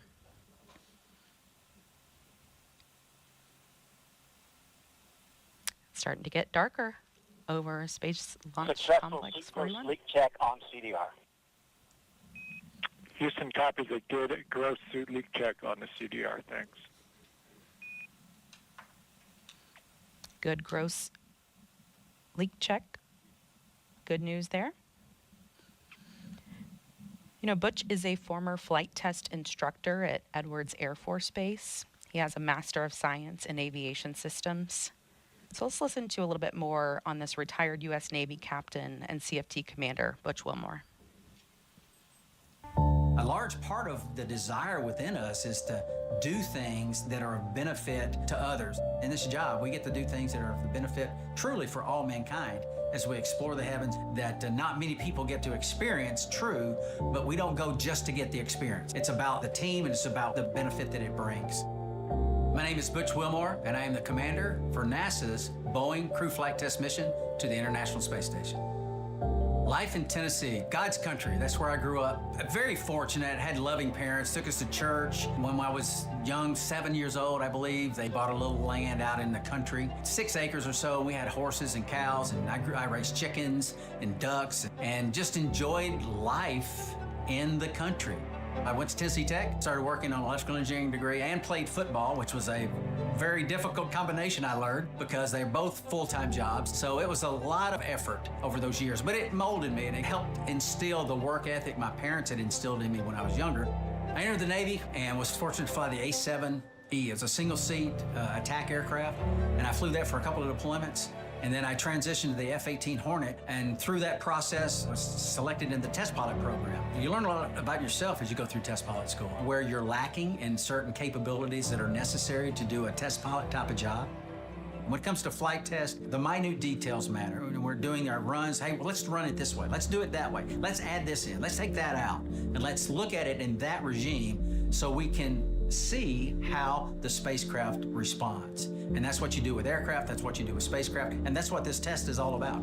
This crew flight test is a series of these various tests to ensure that the operational requirements and the design meets those requirements. And I think everybody that does flight tests would agree.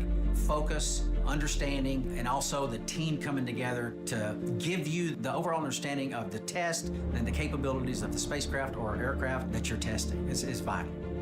Sitting in this seat over here in the Starliner sim and doing the things we've done and learning about the spacecraft, developing a lot of the capabilities of the spacecraft, it's very humbling when you see and you interact with some of these professionals, and our human spaceflight and our nation has a debt of gratitude to them. Every single training evolution we have is brand new. We're the first to do it. Whether it is checking the survival equipment in the pool with a mock-up of the spacecraft and how you egress, get out of the spacecraft, whether it's the side hatch or the upper hatch, while the seas are rough and all those type of things. There's a thought of how things should be, but then there's the reality of how things need to be. And that's what this test is all. Everything we do is test. It's been a process over years that is such a benefit in all aspects of the capabilities of this spacecraft. And we're excited to be a part of it. We are excited to be a part of it as well. As they are starting to finish up with Butch, one of the things that was really important to him was to take the name tags of every single one of the pad team members up to space with them. Now, this is a tradition that dates back to shuttle, but typically they would take just 2 name tags, the 2 folks that are working with them there in the spacecraft, but something he really wanted to do was take the name tags of all of them. So pretty special honor for those folks in the pad team. Now, Dylan, what's been going on with ULA as we've been focused here on the crew? There's a lot going on in the background. Well, Lauren, that's right. So there's a couple of things going on down in the control room. As there has been some conversation on the net that folks would have heard, the propulsion team is actually active, kind of maintaining the propellant levels in the cryogenic propellant tanks, and that'll continue right up until we enter the terminal count. Our avionics testing is all complete for the day, so it's relatively quiet on avionics row at the moment. The launch conductor and his team are going to be listening very closely to all the activities on the pad, and we've heard some of that communication between LC and the blue team lead as they report back and forth on the activities that are up on the crew access tower right now. And as part of that, the ULA and the range safety team are also monitoring all of the activities as well with a keen eye on safety. So the team is staying busy downstairs, and but for the most part, from a rocket processing perspective, the rocket's fully fueled and ready to go. So we'll just be waiting on loading our our crew today, and then once the Starliner is all closed out, then our team will pick back up with those final preparations for launch. But for now, for the most part, the ULA team is kind of just in a monitor mode, just maintaining readiness for our instantaneous window today. And for anyone who may be just joining us, I just wanted to let you all know at home, we are wearing headsets and listening to a lot of the chatter that's going on in the background. So you are hearing some of the public communications that are going across the loops, but we're also hearing some other things through our headsets. So it's our job to listen to those things and be able to translate them to you as they happen. So again, we are watching Commander Butch Wilmore get ingressed or entered into Starliner, and we are watching the pad team go through some of those procedures. One of the things I really wanted to mention about the seats is, some people might not realize that they're actually sort of laying on their back in this position, and Suni tells a story about it, that, they were both on shuttle, and shuttle landed with them sitting in sort of like a chair, like you would sit in a chair, and that, they studied the impacts over the years, and that it actually is safer and more comfortable to land on your back. So that's why they're in this position. Of course, once they get up into space, it won't make a difference, of course, but they are on their backs right now. So it looks like we are starting to see Suni make her way into Starliner. So to walk you through her procedures, we will send it back to Megan, Dee, and Nicole. Thank you so much, Lauren and Dylan. So as she said, we now see Suni inside Starliner. She is to Butch's right. So Butch is closest to us on screen here, and then to his right is Suni getting into the pilot seat. And Nicole, she's actually getting in a lot earlier than we were expecting. The pad team has until an hour and 55 minutes before launch to finish ingressing both crew members. And look where we are. Suni getting into her seat 2 hours 27 minutes before launch, and crew ingress usually for each person takes 15 to 20 minutes. So really, all the math that I just said means they're ahead. Yes, and that is all goodness. As I mentioned in the suit room, we do have some pad to the numbers just in case you need to troubleshoot something. So say, for example, as Suni's going to get strapped into the spacecraft, if one of the buckles breaks or if something is twisted and we need some extra time, since it's an instantaneous launch window, the last thing you want is something silly like that, something that we can fix, have the launch be scrubbed. So we do have this time built in for troubleshooting, and if everything goes smoothly like it is so far, then you'll see the crew ahead of schedule. This is also a great point to this being a first developmental test flight. This is the first time we're running through these procedures in a real spacecraft on a real launch day. So we'll learn a lot, and in the future, when there's more than 2 people on this spacecraft, we'll be able to recognize some of those efficiencies. Yeah, and this is a great view, actually. So we have several views inside of Starliner. There's 4 camera views. There's someone in Houston who's monitoring, which camera view gives all of the teams monitoring this launch the best views. And this one is a really great view. We see 2 pad team members helping Suni get in, helping with her 5-point harness, as well as getting her leg and knee restraints on, right, Nicole? Yes, you have your feet that are strapped in. You can see those white straps on the top of Suni's feet. You're also going to have your knee board strapped in. You want to make sure that all of your comm is connected properly, and then they will do comm checks with each other as well. And you can see on Butch's left knee there, he has those paper checklists. Those are also tethered down. And so every, through many hours, hundreds of hours of simulation, you figure out what works for you, exactly where you want everything. And so it's important on day of launch that you have everything set up just as you have trained. Again, the astronauts Suni going through the same procedures that Butch just went through. Also, something that we'll see them do are reach checks, right? Because we are buckling them down so that they're comfortable and safe, but we need to make sure that they can reach all of the things that they need to reach during their flight. Absolutely, and of course they've done that in training and on mission dress rehearsal, but again, you want to double check, and day of launch, you want to make sure maybe if you have something snagged that's going to hinder your reach, that could affect the mission. So we go through all those final checks one more time before the launch countdown continues.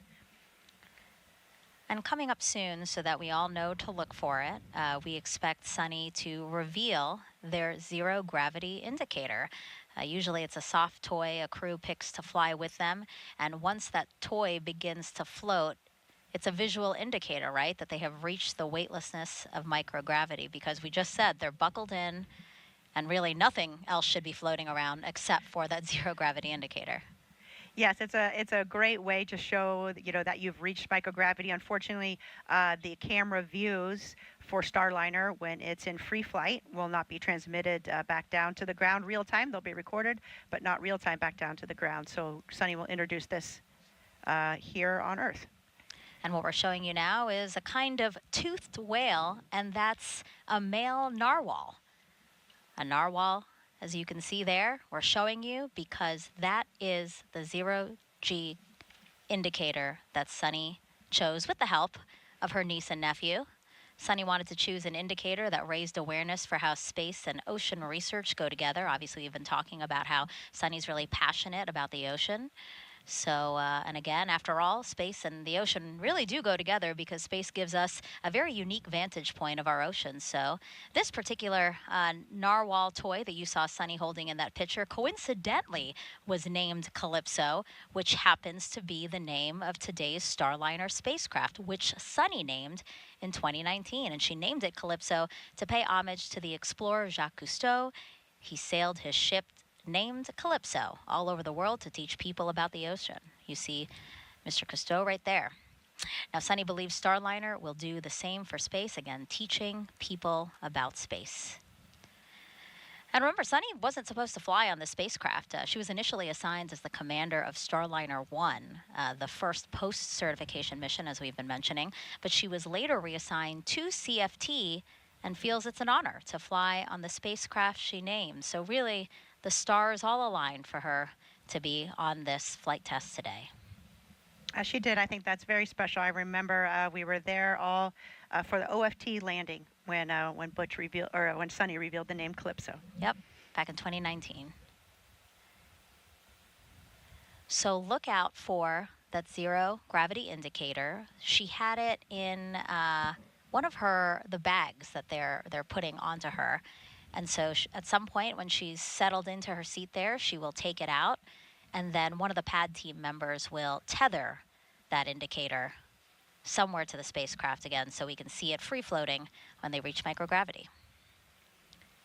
And they have quite a few bags and satchels that are on their legs. Their right thigh pocket is a blue pocket, and then there they'll have any type of anything they need to get to in flight. So any medication or maybe a tissue or pens and pencils.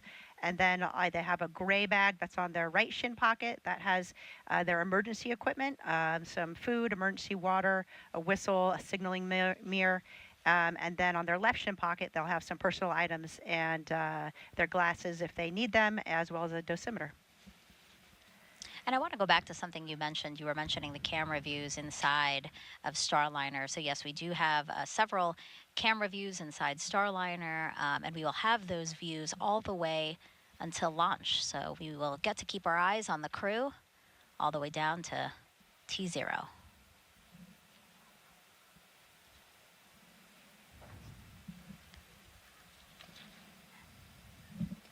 Now, I want to mention some of the pad team members that we have here.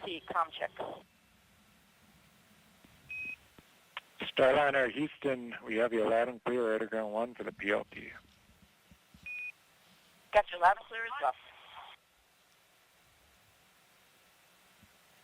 So comm checks again between Suni and Houston. It's part of the ingressing process, right? They get into the Starliner spacecraft, they get buckled in, then they do these comm checks with Houston, they do comm checks with each other, and then they do suit leak checks, and then the pad team will make sure that everything that's not supposed to fly to space is out of Starliner before they close the hatch and get ready for liftoff. Absolutely. They'll do one last check with the crew, and the crew is also, their displays are on, and so they're able to see the telemetry on the displays and check their systems, which I know, Butch was personally very excited about, and I I agree with him. Seeing the actual data on the actual spacecraft is quite different than what you see in the simulator. Hopefully it matches very, very closely, and I'm sure that it does. But on launch day, it's real data. And so it's always interesting, something you want to take the time to walk through all of your subsystems.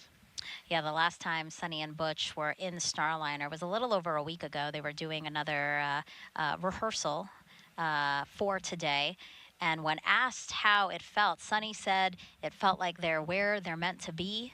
It felt like coming home. And Butch is the one who said he can't wait to get in there and see real data and telemetry. So I'm sure he's excited, but also focused. Absolutely. I remember thinking at this moment when I launched, it felt so much like a training evolution. And I think that's a testament to how well the teams do in preparing for launch. We run through and rehearse everything.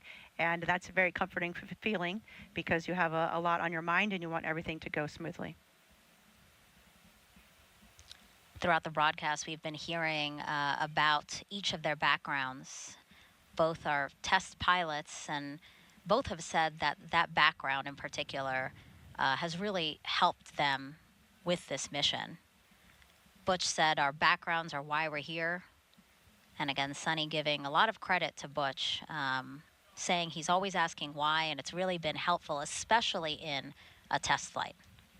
Especially in a developmental test flight, there is so much to learn, and everybody is working together. But when you have that integrated spacecraft, how those systems come together, especially during an anomaly, is something that takes a lot of trial and learning as you go through that process. And so both of their backgrounds as test pilots have been absolutely instrumental in the development of Starliner. So coming up next, the suit gross leak checks on Suni. You know, Nicole, we know that we might have some new viewers that might not have seen Butch's ingressing and his suit leak checks. So let's talk again about what that is and how that's accomplished. It's basically the same suit leak checks we saw, or essentially the same suit leak checks we saw in the suit up room, right? Yes, it's the same, except for you're plugged into the actual spacecraft. Right. So you have the cabin fans providing that air, but you close your visor, zip the visor, and then increase the pressure of your suit. And we're really checking to make sure there's no leaks. So if you didn't get that zipper all the way zipped, or if there was, some hair caught in there or a tether caught, that would fail your leak check, or if you had another problem somewhere else in the suit. So that's our final check prior to the astronauts launching, that the suits are in good order. Again, they are there. The suits are there to protect them in the case of an anomaly. It will provide pressure and breathing air to keep the astronauts safe should there be a problem on board the spacecraft. Look at that beautiful shot on the left side of your screen there of a Starliner atop. TLC is ready to perform gross leak check.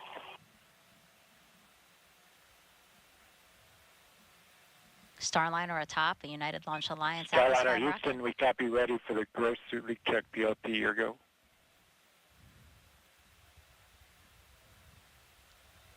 Okay, you can see Suni, she's closing her visor there, and she'll zip it closed, and then she has a little knob to increase the pressure of her suit, just a few psi, and then she'll pause to wait and make sure that her suit maintains a good pressure before unzipping her visor and proceeding with the ingress.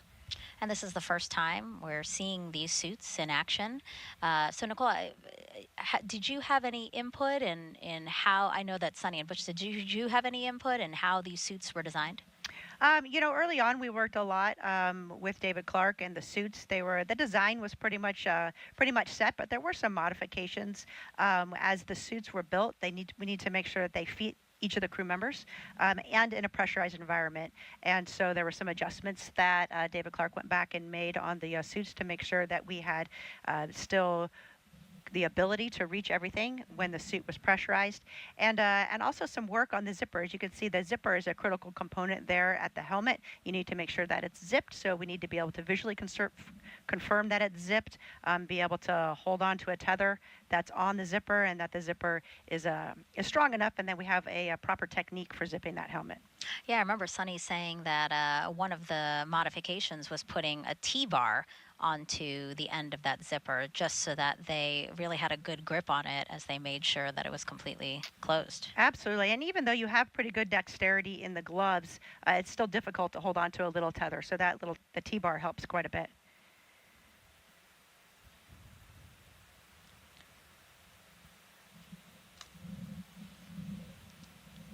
Suni is, of course, a retired U.S. Navy captain and Boeing CFT pilot. Some people might not know this, but Suni once lived underwater for 9 days while working within the robotics branch of the International Space Station. Did you know that, Nicole? Yes, I think she was a part of the NEMO mission, which is a space analog. We have different types of missions, some underwater, some in caves, believe it or not, where we are working together with a small group, executing science in a mission, but at the same time we're working on those expeditionary skills, living and working together as a team, which are a really important aspect to human spaceflight.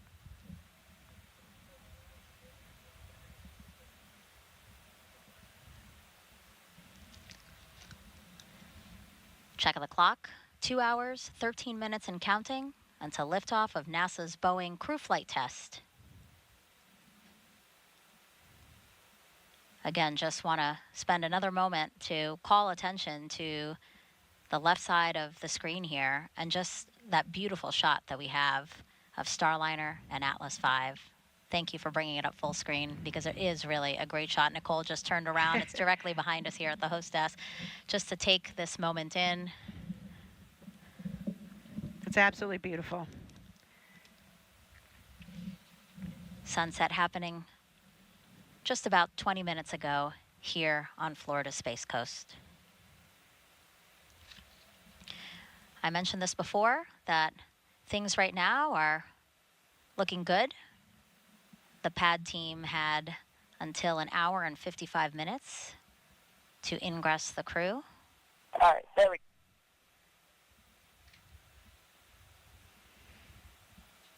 We just heard that comm communication from Suni there. Looks like she was maybe troubleshooting a little something there with her suit. And so, again, that's why we have some additional time built into the schedule so that any type of issue, we have time to work through that and we don't feel rushed really in the process. You know, you want to make sure you have everything right. Safety is at the forefront of everybody's mind. Copy. Let me know when you're ready to do contact. Tech 5, you are now on air to ground 1. PLT, Tech 5 on air to ground 1. How do you read me?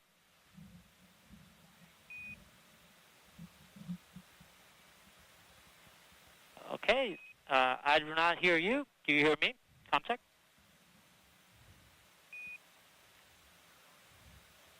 Air to ground 1, I got you loud and clear for PLT. Copy, copy. I got you loud and clear on air to ground 1. Let's go air to ground 2 with contact again.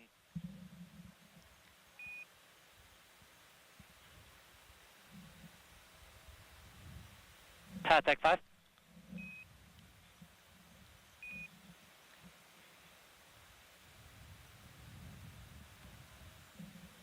Air to ground 1 is one channel, one way of communicating.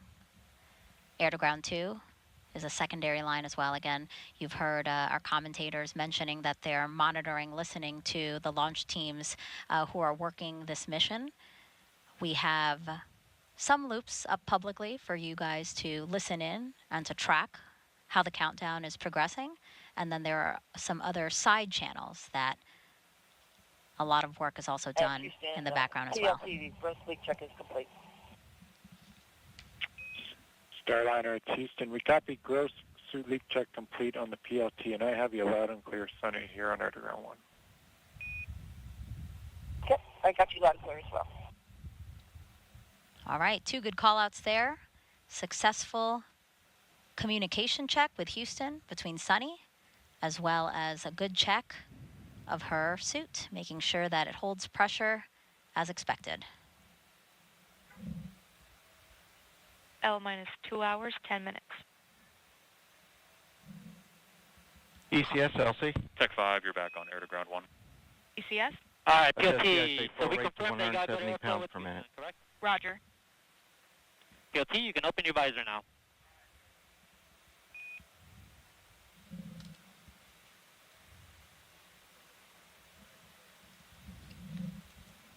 All right, with Suni opening her visor after a And successful... TLT, perform comm check on ICOM with CDR.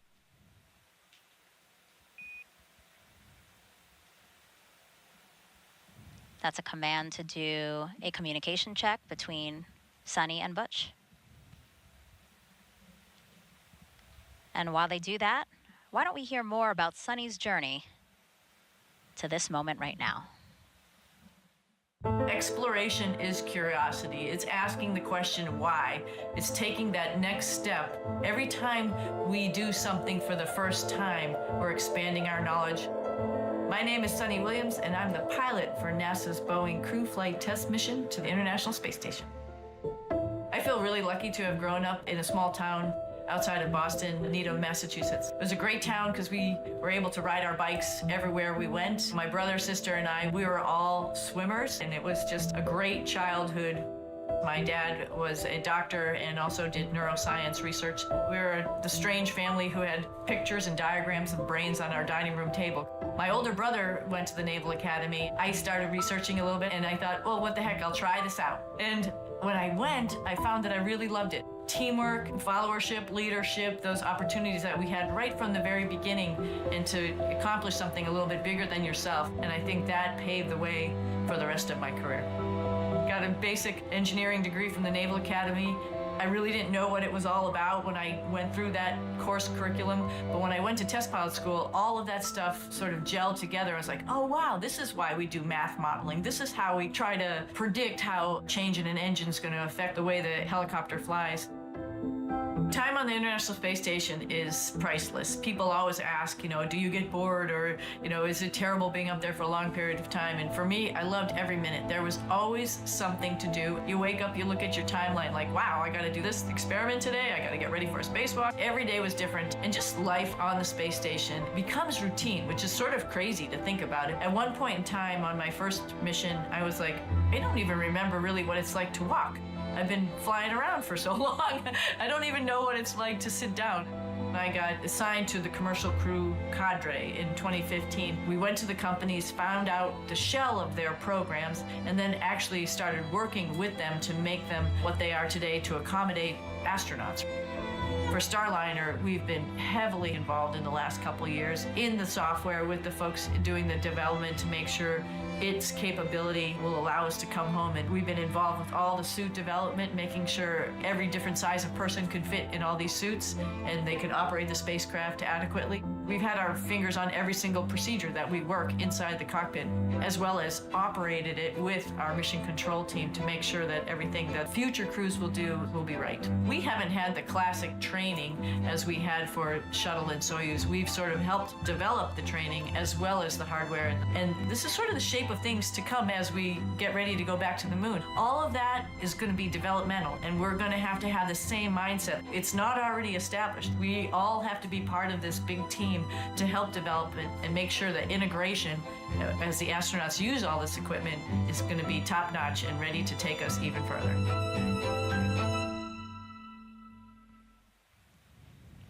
2 hours, 6 minutes and counting until liftoff of CFT. Both Butch and Suni inside Starliner, which is sitting on top of a United Launch Alliance Atlas V rocket at Cape Canaveral Space Force Station's Launch Pad 41.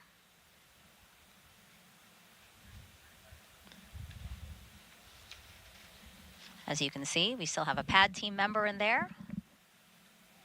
Looks like they're still helping either Suni with something or, again, just readying the spacecraft for launch. It's interesting because the spacecraft is made for microgravity, and so actually you can't stand on the floor of the spacecraft, and so there's some special flooring pieces that are installed so that the pad team can walk around without damaging any of the components of the spacecraft and help get the astronauts strapped in. So I know as one of their final checks, they'll remove that specialized flooring and check the configuration inside of the spacecraft. As you mentioned, to get everything out that doesn't need to go to space.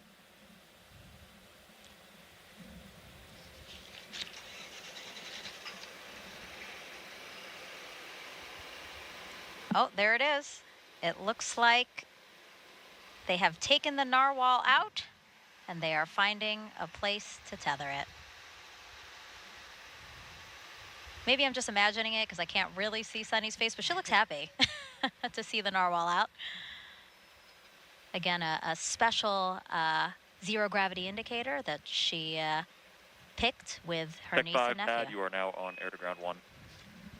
Copy. Starliner crew, is there anything else you need help with before we leave and close the hatch?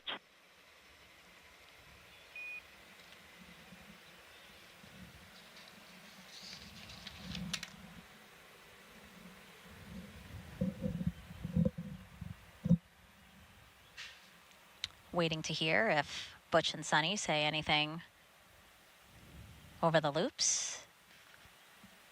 All right, Starliner crew, it's been an honor to strap in. Not my crew, but my friends. Have a safe flight. See you up there. I love that. Sounds like strap-in, everything went well. And you weren't imagining, I did see a smile on Suni's face, and I could see Narwhal tethered there in the middle. And again, I love that comm check again to say they're friends. Dee, you've been saying this throughout the broadcast, really, but Butch and Suni have been working so closely with everyone who is needed to make this mission possible that they kind of all just feel like family. Absolutely. You know, we've been working with them for years. They've been a part of, just as Nicole mentioned, all of the processes, all of the training, making sure that the spacecraft works as it is supposed to. And of course, now they're both on this flight test where they're going to do this mission and confirm that. So, you know, we have gotten very, very close with them. And this is an exciting moment for us to see this. And looking forward to seeing them lift off and begin this mission.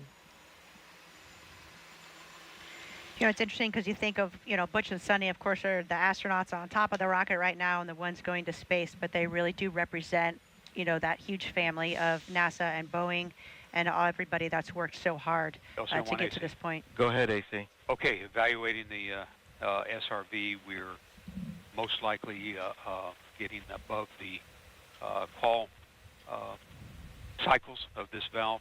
We still have 2+ hours to go, so most likely exceeding the fall value. We do not have a path to proceed further at this point. Roger. So at this point, your recommendation is to secure operations for today? That is correct. Roger. LD, LC on channel 1. Yes, sir. LD concurs with that. Roger. Flight and Slick, channel 1. Flight here. Slick's on channel 1. Yeah, Roger. So the engineering team has evaluated the vehicle is not in a configuration where we can proceed with flight today. So we're going to initiate our scrub and recycle operation. Roger. Flight copy. Roger. And if you're just joining us, I'll look at the clock Well, here. personnel, this is LC on channel 1. Let's turn to page 187, scrub crew egress operations.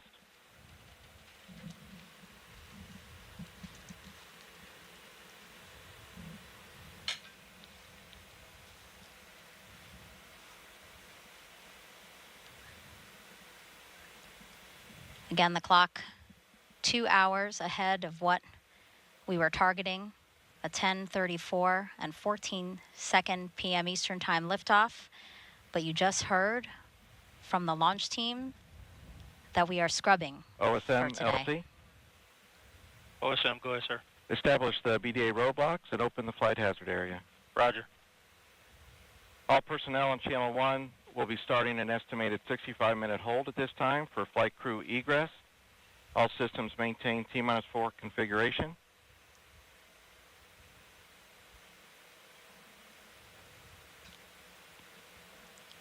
As we hear some communication between team members, let's get it over to ULA's Dylan Rice to walk us through what we know so far and what we can expect moving forward today. Thanks, Megan. So the team has had some observations on an oxygen relief valve on our Centaur second stage. and the team is just not comfortable with the signatures that they're seeing, the response out of that valve.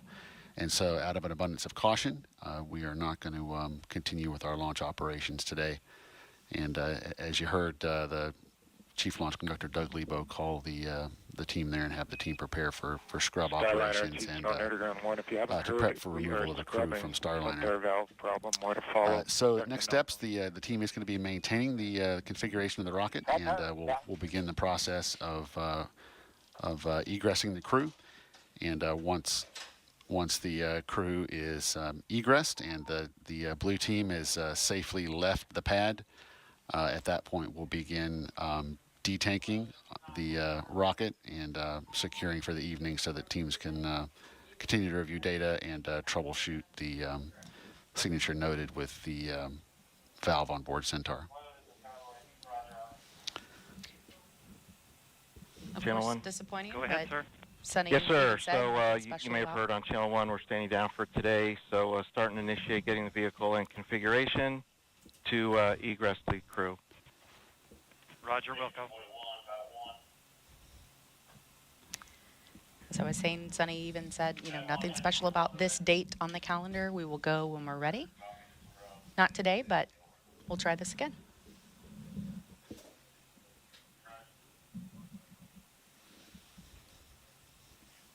So a lot of what's going to be happening now is sort of what we've seen happen up to this point, just in reverse.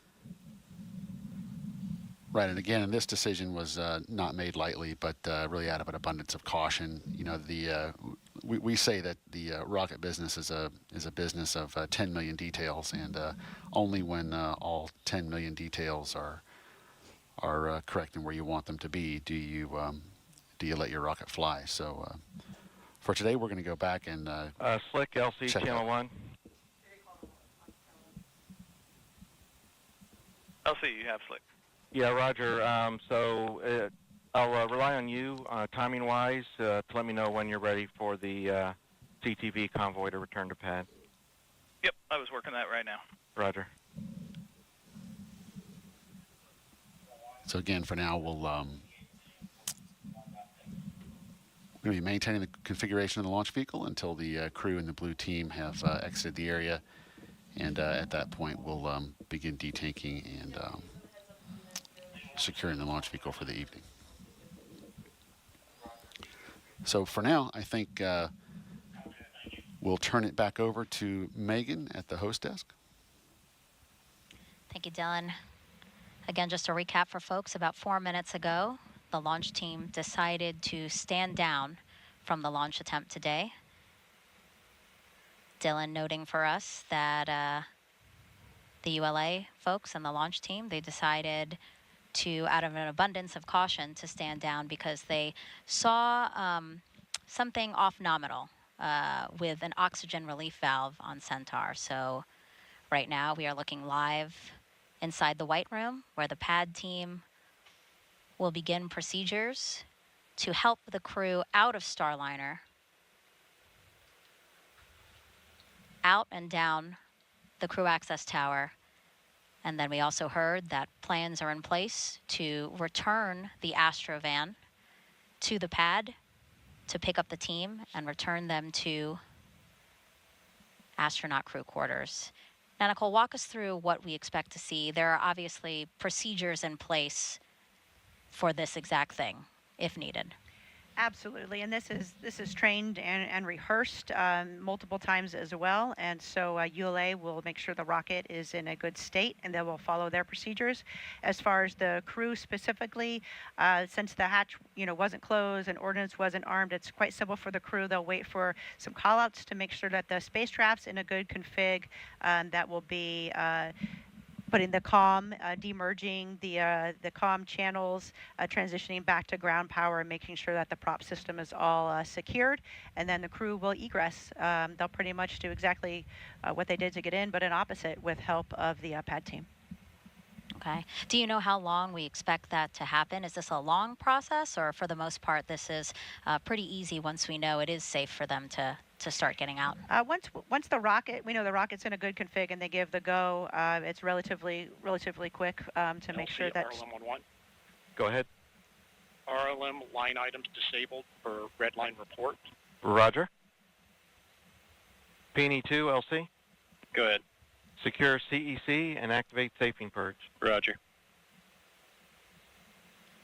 And you hear the com. FTS, LC. FPS. Secure RF FTS and GPS metric tracking. Roger. That's the comm there from ULA. They are following their specific, procedure, and it's really just true professionals executing the scrub on the ULA side, as well as Boeing. CEC secured and saving purge active. Roger.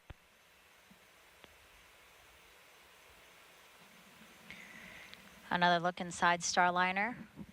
Butch and Suni there. Butch closest to us, Suni to his right, and a pad team member in there who will soon help them get out of Starliner.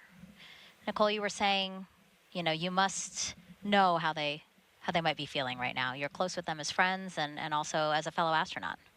Absolutely. I mean, I think, of course, a natural human reaction is a little bit of disappointment. It's a very exciting time, and we all want to see, this spacecraft launch. But at the same time, it's a deep sense of appreciation that the team is doing the right thing, that they are checking all of the instrumentation, that they are able to identify something that's off nominal, because the last thing you want to do is deal with something like that in space. And so when we identify something like this on the ground, we see that as a big win. We avoided a potential problem by identifying it early, and yep, the will scrub. This is something I think as an astronaut you train to multiple times, and you're prepared for that as well. It's important that you keep your head in the game, though, because potentially they could launch tomorrow, depending on the findings of this investigation. And so you maintain your focus. You are still sitting on top of a rocket filled with prop, and so you follow your procedures just like everybody does. You never let your guard down, and they'll execute the steps to safely get out of the spacecraft, and then they'll go back to crew quarters. They'll maintain their quarantine so that they can preserve a launch opportunity, and then they'll wait for more information from the team. Yeah, you talk about how the team rehearses all different scenarios. It truly is. I mean, can you talk for those who might not know, can you talk about the process of, simulating all the things that could go wrong so that if it does happen, everything is kind of rote. It's kind of just like muscle memory, and you don't really have to think too much because you just know it like the back of your hand. Absolutely. That is the most important part about being well trained. And it's not only the astronauts, it's the entire team. So you see that the pad team knows exactly what they need to be doing. You can hear the comm from ULA. Everybody at their console has specific responsibilities and steps that they need to take. And each member of the team is critical to make sure that we're successful in these type of procedures. And we train to them in simulations, scrubbing, and every contingency that we can think of, we will actually run through. In the few instances where I've been involved in an actual contingency or an emergency, you're right. The training really takes over. You maintain focus, you execute your procedures, and it's really not until after that's all done that you realize that... Hey, Houston Starliner, we're standing by, as we said. We did go ahead and unstrap. Curious if we're going to run anything in the scrub recycle procedure as you're looking forward, since we didn't get very far. Starliner, Houston, loud and clear. We are running it. A lot of the events are no perform because we didn't get that far in the count. I will keep you appraised. The main action on your radar will be bringing the suit fan Bravo to off before you jump out. Yeah, and we're not going to open the cabin vent valve or anything, I'm assuming, as well. Negative. Yeah, hatch is open, so none of that applies. Yeah, that's what I see. Okay, thanks. And that was our Capcom capsule communicator, Josh Kutrick, who will be flying on Starliner 1. He's the Capcom for Ascent, and he was just talking to Butch about the scrub recycle procedures that he has in his checklist. And Capcom is the voice that we've primarily been hearing talk to the astronauts, correct? Yes, during the comm checks, you'll hear a lot of different folks talking on the loops. But really, once the launch happens and they get to orbit, then the only person talking to the crew is the Capcom. And LC Slick on Channel 1. Go ahead, Slick. Yeah, we're getting ready for crew egress, so we would be good for the CTV to come to the pad gate and hold there. Roger. OSM, LC. OSM. Roger. Notify crew transport convoy to return to pad, permit entry into the BDA, and ask them to hold at the pad gate, please. Roger. Call-outs now to have the Astrovan return to the launch pad to pick up the crew once they have egressed, excuse me. And you can see Butch and Suni, they're unstrapped and visors are up. They're just waiting for the call from ground to turn off that suit fan, which is the fan that's providing air to their suits prior to detaching their suits from the spacecraft and exiting Starliner. Again, if folks are just joining us, about 12 minutes ago, the launch team has decided to stand down from today's launch attempt. We were targeting 10:34 and 14 seconds Eastern Time for liftoff of NASA's Boeing crew flight test. We now are looking at Commander Butch Wilmore and pilot Suni Williams. They are in the Starliner spacecraft, awaiting word that they can continue with egress procedures. Starliner Houston, still with you. No real change. OFM is off. The prop system is not secured, but it's an unknown and an expected config, and we'll still get suit fan Bravo off here before you jump out. Otherwise, just stand by for us. Yep, we're standing by. Thank you. The reason the launch team is standing down today is so that they can evaluate an oxygen relief valve on Centaur.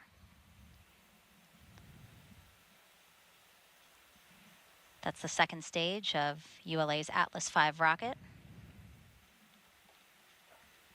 Nicole, some of those call-outs we just heard over the operational communication loops, or nets as they're called, again, just taking steps towards safing the launch vehicle, right?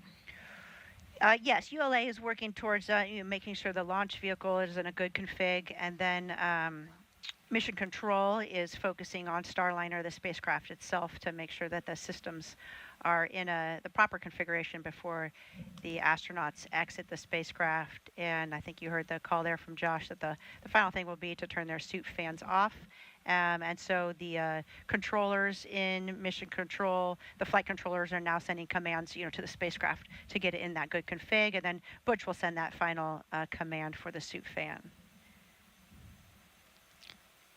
Throughout the show, we've had commentators across NASA, Boeing, and ULA monitoring the launch. So why don't we head back over to our ULA commentator, Dylan Rice, who continues to monitor what's happening now as we take steps to egress the crew. Thanks, Megan. Yeah, you've heard some of the communication as the team has gotten into the securing processes here. So from a rocket perspective, really what's going to happen next is we're just going to hold the current configuration of the rocket. We're not going to start detanking. We're not changing any configuration at all until the crew has egressed the capsule and the team has left the pad. There were a couple of LCOSM. Go ahead. Yes, sir. You have per step 90. You have 20 personnel entering BDA at this time. Roger. Okay, with that call indicating the crew convoy has now arrived back at the pad. But there were a couple initial securing items that we did early on in the process here, and that was securing our RF systems and then stopping the Centaur engine chill down, given that we're not planning on launching today. Otherwise, the launch vehicle is maintaining a safe configuration until we get the crew and the blue team away from the pad. And in a situation like this, if we see any data signature that is not something that we have seen before, then we are just simply not willing to take any chances with what is our most precious payload. So we're going to take a step back, go review that data, go understand why this signature is different from what is in our previous experience base, and then we'll take whatever action required before we reattempt a launch. So for now, the team is going to continue to watch over the launch vehicle as the crew gets crew gets ready to egress the capsule. The 3 members of the ULA Blue team now are going to be standing by, waiting to secure the white room once the crew has egressed Starliner, and then at that point we'll close Starliner up and begin our detanking. So in our planning and in our practice runs, that whole process takes just a little over an hour. So we're just I believe we're approximately 15 minutes into that time now. So very shortly we'll be seeing the astronauts egress the capsule and then make their way down the crew access tower back to the van and back over to the ONC for the evening. And of course, all of our teams do so much training, so many run-throughs, and scrubs are no different. We run through good days, and we also run through scrubs. So this is not the first time these teams are going through these motions, even though this is the first time we have had a crew on Starliner. So they will be going through their procedures for this scrub. I think we saw just a second ago some of the pad team members flipping through, and they're going to be leaving everything in the proper configuration for... And Houston TLT is egressing. I'm waiting on the suit fan call. Copy, we still got good video, and we will call you for suit fan Bravo. Thanks. Okay, up. All right, so Butch just waiting now while Suni gets out first. Just like we saw Butch go in first, Suni come in second. They'll go. And Starliner, Houston for CDR this time. We see you getting out. As soon as you are on your way out, you go to shut that suit fan Bravo off. Let us know when it's off. Welcome. And Suni making her way out of the spacecraft now. The pad team there to help her get out. You know, Lauren, just like we talked about when we started the built-in hold as we prepared to load the astronauts, this countdown has really been developed to support, you know, not only just 2 astronauts but 5, even 7 astronauts on Starliner, right? So the same thing with the egress procedure. When it comes time to pull astronauts out, the time that we've got allocated could support as many supports pulling a full complement of astronauts off of Starliner. That's not what we're doing today. We've just got Butch and Suni on board, and so you know, it is possible that we'll be moving much more quickly into our scrub detank operations. But for now, we've got bookmarked that 65 minutes to get the crew off, but probably will not quite take that long, given that we're only pulling two people out of Starliner. And of course, this happened early enough in the countdown that the pad team was still there. We didn't have to wait for the pad team to return and help them get out.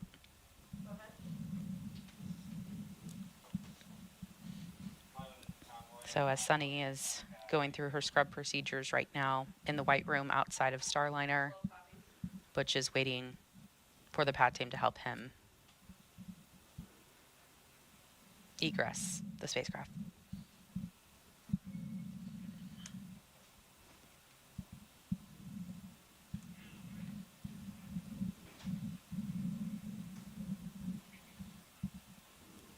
And again, these are contingency procedures that, just like the launch procedures, we have exercised these contingency procedures as well for launch scrubs and having to come down off the tower and head back to the ONC. So nothing new to this team. This team has been through these procedures, and they're very well understood. LC Slick on channel 1.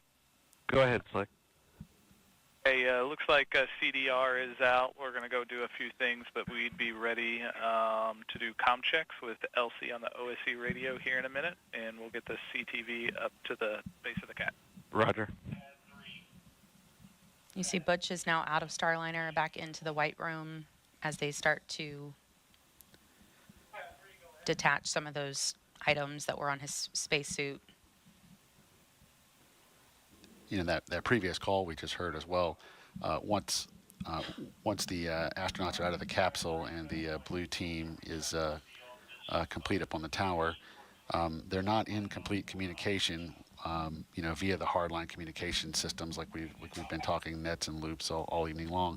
So that previous call there was to establish a comm check with the chief launch conductor via the walkie-talkies. So we do have the walkie-talkies available for those periods of time when we're not actually on the hardline communication system. So they'll be executing that comm check shortly. And again, that's per one of our contingency procedures. We have got plans in place to address most problems that come up, and that is one of them. That just make sure your walkie-talkies work before you unplug yourself from the hardline communications systems. And again, those walkie-talkies allowing the team to communicate with the team in the field to communicate with the team back here in the Launch Control Center as they're driving out of the pad and over to the fallback area. The Astrovan will be there shortly to pick them back up and take them back over to crew quarters. If you are just joining us, we were supposed to be about an hour and 38 minutes away from launch right now, but the teams have decided to stand down today. That's why you see the astronauts in the white room. They were strapped into Starliner, and we have just been going through procedures to get them back out of Starliner and soon headed back to crew quarters.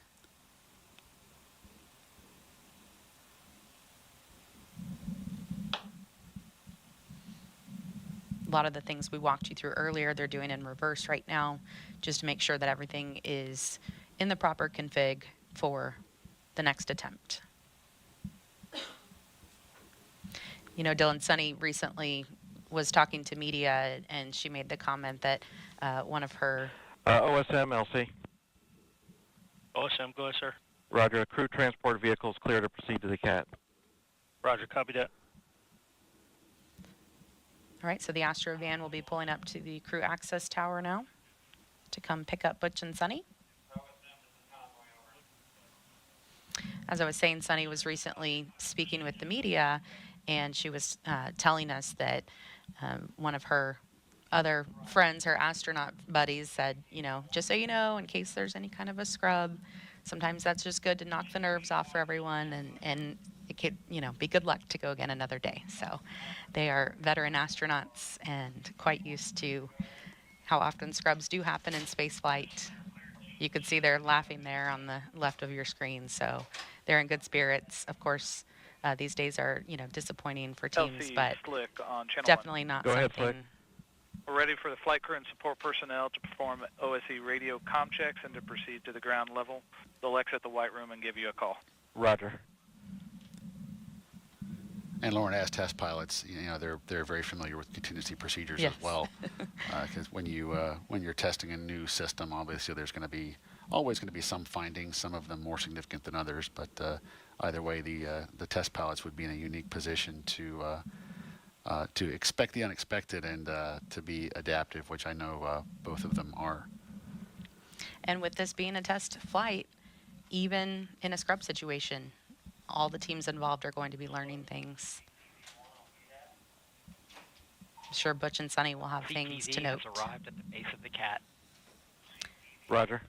The Astrovan is at the base of the crew access tower now. So as you see Butch and Suni having a conversation with the pad team there, I'm sure we will see them starting to head down momentarily.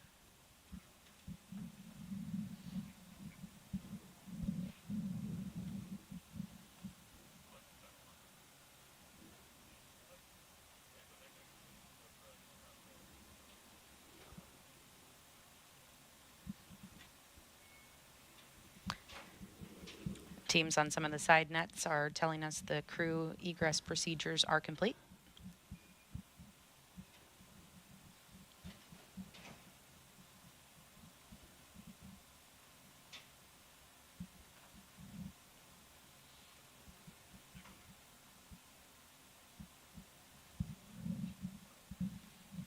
Suni getting some help with her helmet there.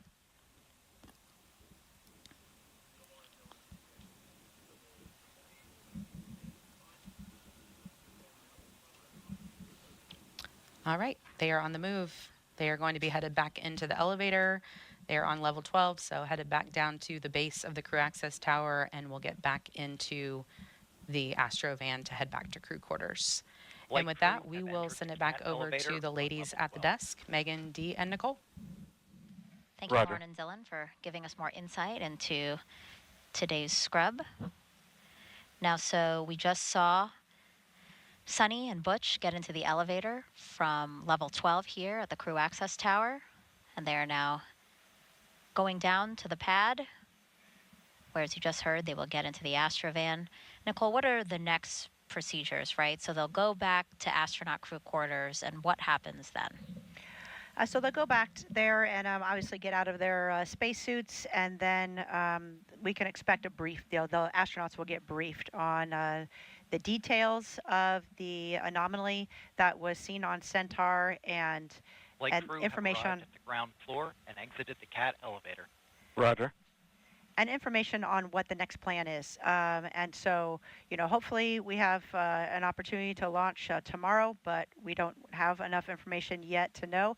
But the crew will plan on that, right? They have to always be prepared. And so they will follow their schedule as far as eating and sleeping and other, briefings that they need to obtain. And they'll make sure that they kind of reset themselves. So they'll have a chance to reunite with their immediate family. And again, that's why everybody stays in quarantine, so that even in a situation like this, they can, the support folks as well as family can still be together.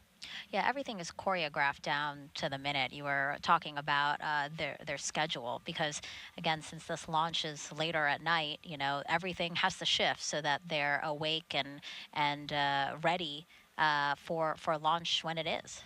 Yes, sleep shift is a big part of it, and even though we see this launch at 22:30, the astronauts have already been up for 5 hours, and once they launch and get to orbit, they still have a lot to do in orbit to test out the systems of Starliner, and so it's a very long day. It's important that they are well rested and ready to go.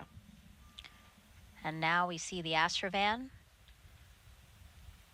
backing up away from the elevator that took the crew to and from level 12 of the crew access tower. Again, on their way to astronaut crew quarters inside the Neil A. Armstrong Operations and Checkout Building. This drive, again, will take about 20 to 25 minutes. Nicole, you mentioned that because of the scrub, they will have time to see their families again. That must be nice to have that opportunity to reconnect with them. I think it is. There's always, a ton of emotions associated with launch, and maybe you don't realize it at the time, but I remember talking to my husband and son after launch. Crew transport vehicle has exited the pad gate. Roger. And just a comment on how much just energy and excitement. And when you have all those emotions running through your body, it can be quite exhausting. So it'll be nice to have a chance to reunite with their family, as well as the astronauts and the other support personnel back at crew quarters. I'm sure they'll have a nice meal, which I know Butch always comments on the wonderful food and the folks that take care of us at astronaut crew quarters. And so we're thankful to continue to have their support, and then we'll be standing by for the next steps. Yeah, that's interesting and very correct of you to say that Butch, in the last few days leading up to launch, has been talking about how excited he is for the food here at KSC. So hats off to the chefs at astronaut crew quarters. Butch was looking forward to a meatloaf meal. I'm sure he had it before lunch, and Suni was looking forward to eating some salmon. So at least they'll be treated to another delicious meal at astronaut crew quarters. And even, the folks all the way from the chefs to the to everybody that keeps the crew quarters up and functioning, this has all been rehearsed and part of a plan. So all these the contingency plans are laid out and in place, and now they just need to be executed. And you had mentioned that there is an opportunity to launch tomorrow. There's an opportunity to launch May 10th and May 11th as well. We say opportunities to launch because we just know the date and time is reserved on the range. Can you talk to us about that? Yes, an opportunity really means, from an orbital mechanics standpoint, as far as the spacecraft rendezvousing in a proper profile with the International Space Station and range availability. That's all we know when we say a launch attempt. There's still a lot of other factors, weather, often being one of the biggest ones, and then of course the status of the spacecraft and the rocket. Those are the status is unknown right now, and so we'll stand by for further information. And once we have that information, NASA, together with Boeing and ULA, will determine what the next launch attempt will be. So that's kind of the difference when we talk about a launch opportunity versus a launch attempt. Right. So I'll list, the backup launch opportunities we have. But again, these are just opportunities, as Nicole has been saying, and as well as Dylan. LC, this is FTS on channel 1. Go ahead, FTS. Yeah, step 50, RF, FTS, and GPS metric tracking is secured. Roger.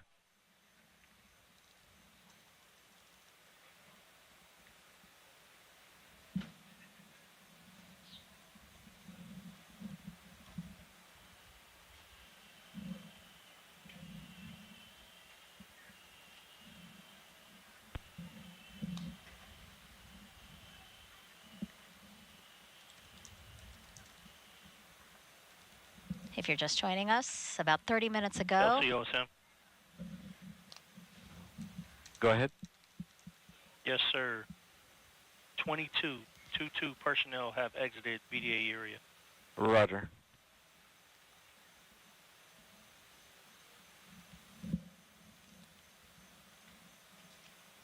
About 30 minutes ago, the launch team decided to stand down from today's launch attempt of NASA's Boeing crew flight test. Out of an abundance of caution, the launch team wants to reevaluate an oxygen relief valve on the Centaur, which is the upper stage of the Atlas V rocket. Right now on your screen, you're watching Butch and Suni and their full security convoy make their way from Launch Pad 41 on the Cape Canaveral Space Force Station, and they will make their way through Kennedy Space Center to make their way back to astronaut crew quarters. The ULA team will evaluate, again, that valve. And Nicole, you were saying that you expect the crew to get some sort of briefing as to what information the team might have to share with them when they get back to crew quarters. Absolutely. I expect that they'll get a preliminary briefing as soon as they get changed out of their flight suits or spacesuits, excuse me, and with just the information that they have. And then they'll set a time for a follow-on briefing. Maybe that will be tonight, maybe it'll be tomorrow. It really depends on the situation. But it's important that the crew is aware of what the issue was, and that they understand the steps that were taken, obviously before they attempt another launch. We've been saying throughout the broadcast that Butch always likes to ask why. I'm sure he'll be very vocal as we make plans for a next launch attempt. Absolutely, and rightfully so, I think, the great thing is that we have a great team with Boeing and ULA and NASA, and so everybody will come together and talk about, the anomaly and what they've done to address it, and then together we'll make a decision. They'll make a decision when it's appropriate to attempt another launch. And so it's really a team effort, and it's important that we have each member of the team looking at those different opportunities and looking at them from each different perspective. And again, we'll also be taking a look at the weather. So a lot of other factors that will roll into it. From the host desk here, we can see in the distance some of the lights from the convoy making their way past the press site here where we are sitting, which is across the street from NASA's Vehicle Assembly Building. And then they will make their way to crew quarters.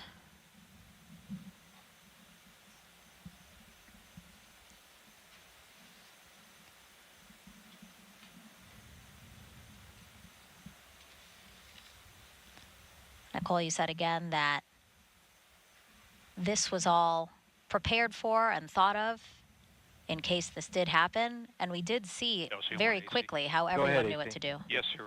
Talking with the Denver team and our team, we're probably going to want to do the that troubleshooting that we had come up with on this FSRB once we get the pad cleared. So I'd like permission to take that to 6 and get that discussed, get you a recommendation. Roger, please, committee nominee team, provide a recommendation. I'd estimate at this time it'd be about 30 minutes. We'll be ready to start detanking. Sounds good. Thank you. Absolutely. Everything is rehearsed from what we call nominal operations, where everything goes perfectly smooth, to little issues, so that everybody's aware how to troubleshoot those and what their roles and responsibilities are, as well as a scrub, as well as major contingencies. We really practice all of those different scenarios so that the team is prepared. And I think you'll see, or you can recognize today how calm everybody was, and they're executing their procedures. Everybody knows that their role. And quite quickly, we talked about the situation, and Butch and Suni were informed, a decision was made, and then once they started the scrub process, they were actually outside of the spacecraft quite quickly. So really just a testament to the professionalism and the preparedness that we see from this team.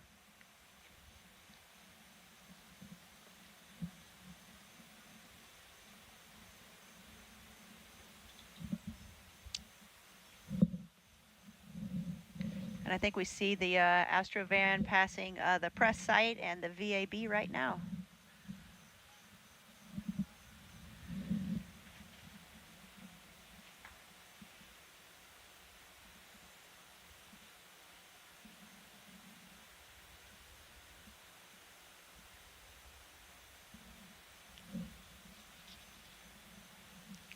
Crew quarters, probably another 10-minute drive from here.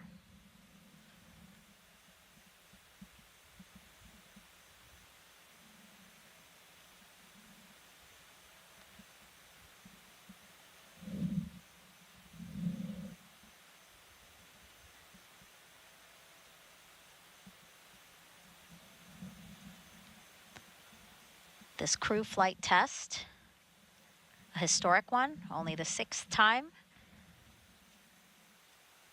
that NASA will fly a new crew transportation vehicle.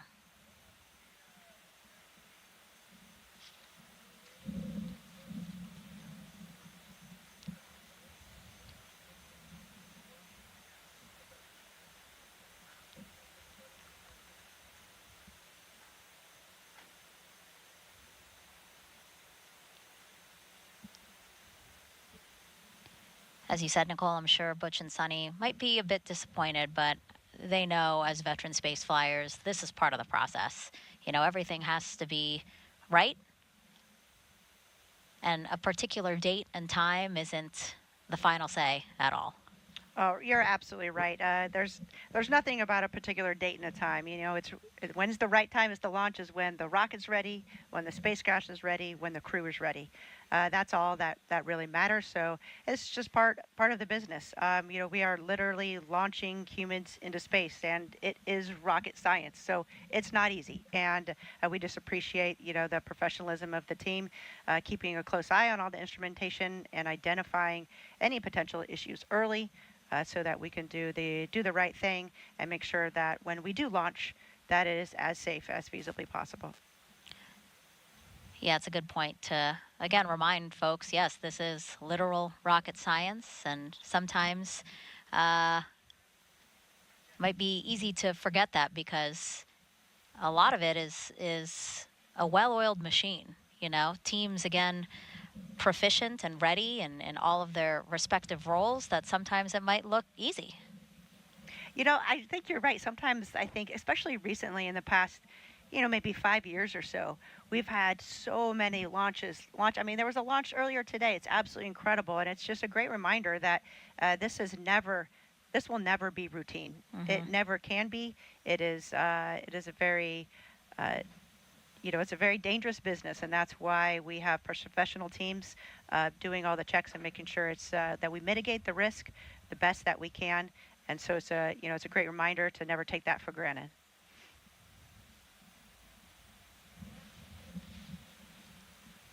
Anything you might want to say to Butch and Suni tonight? I mean, actually, do you plan to maybe have an opportunity to touch base with them, and what might you say to them? You know, I'll shoot them a text, but I'm sure they'll be quite busy with, seeing their family, and I'm sure that from their family and friends, you can imagine how many texts and phone calls they're going to get. But I think it's important that they maintain focus, and they know that too. So I think a lot of folks, especially in the astronaut corps, will kind of just leave them alone, knowing that they have a lot to deal with, a lot going on.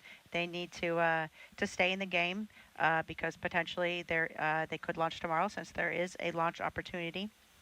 And I can just imagine Butch with a smile on his face saying, "Yeah, well, this is human spaceflight. That's the way it goes," And he and Suni thinking of this as just another great rehearsal for the entire team to walk through.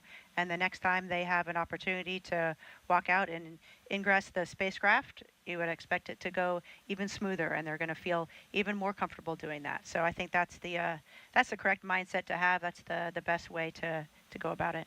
He actually just reminded me, Butch, in one of the recent interviews was asked, what do you think of setbacks? If there's a setback, what do you think of that? And he goes, they're not setbacks, they're steps forward. So as you said, another rehearsal, another opportunity to fine tune anything to make sure that the next time is even better than the last. Absolutely, and a great reminder that this is a developmental flight test. And this is, as you mentioned, we've only done this 6 other times in the history of humankind, and so it is a big deal. And every time we learn something and we overcome that challenge and we move forward, and that is a step in the right direction. That is progress. We're going to see the convoy turn left here in just a few seconds, and then it's a straight shot back to the operations and checkout building here at Kennedy Space Center, where the west wing of the 3rd floor, that is the astronaut crew quarters, a historic area of the ONC, where Butch and Suni will go back to for the night. Butch and Suni have extensive experience launching. Obviously, each of them have launched twice to space, but they've also supported other astronauts launching from Kennedy Space Center multiple times. Butch specifically was a Cape Crusader back in the day, so he was, specifically a crew member that came out to support launches. And that's a lot of back and forth, and I'm sure he's seen a lot of scrubs and taken apart in successful launches and days when it's just not going to be our day to launch, and you're going to come back and launch another day. So, he's seen it from the perspective of a crew member as well as a perspective of a support astronaut. In fact, Butch has flown the T-38 across the Gulf of Mexico 458 times. Oh, wow. And you know how I know that? He counts every time. No. It tells us. Yes. Very meticulous. As a true naval aviator, yes, he's very proud of it. But it really just shows his extensive experience that he has in human spaceflight. Mm-hmm. And Suni too. Again, we've been listening to their backgrounds throughout this broadcast, and they both bring so much knowledge and experience to this moment. So, really honored to get to watch them take us through this developmental program and this flight test. And when they launch, it'll be really exciting to see. Absolutely, and you see their demeanor, right? They're very calm, cool, and collected, shaking hands with everybody, and that's what a veteran astronaut does. And they really set the example for all the astronauts and really, all humans, how to deal with a situation that didn't go exactly as planned. You do it just like Butch and Suni are doing here.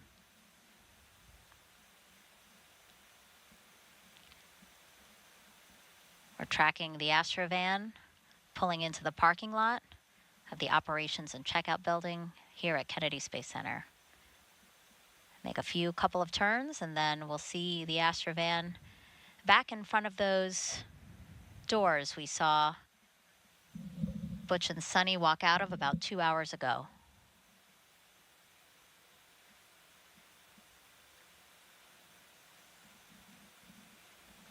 Looks like we have a couple of NASA astronauts there for their arrival.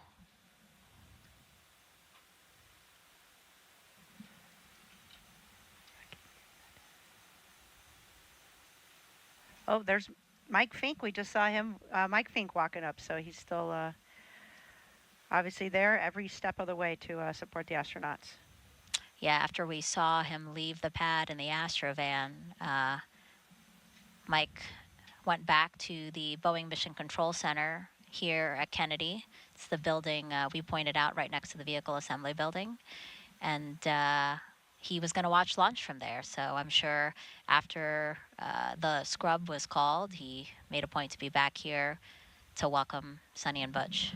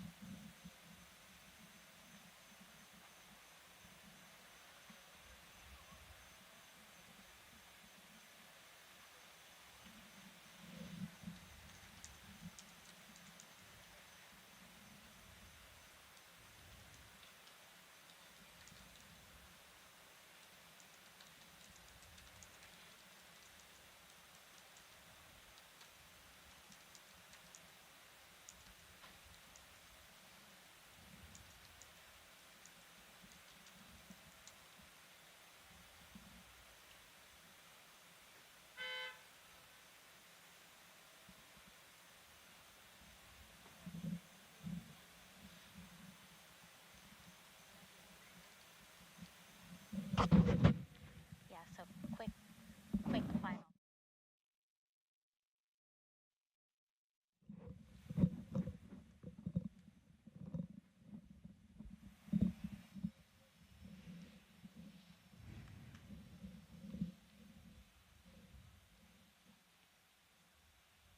And if you're just joining us, welcome to Kennedy Space Center in Florida, where at about 8:34 this evening, the launch team decided to stand down from today's launch attempt of NASA's Boeing crew flight test.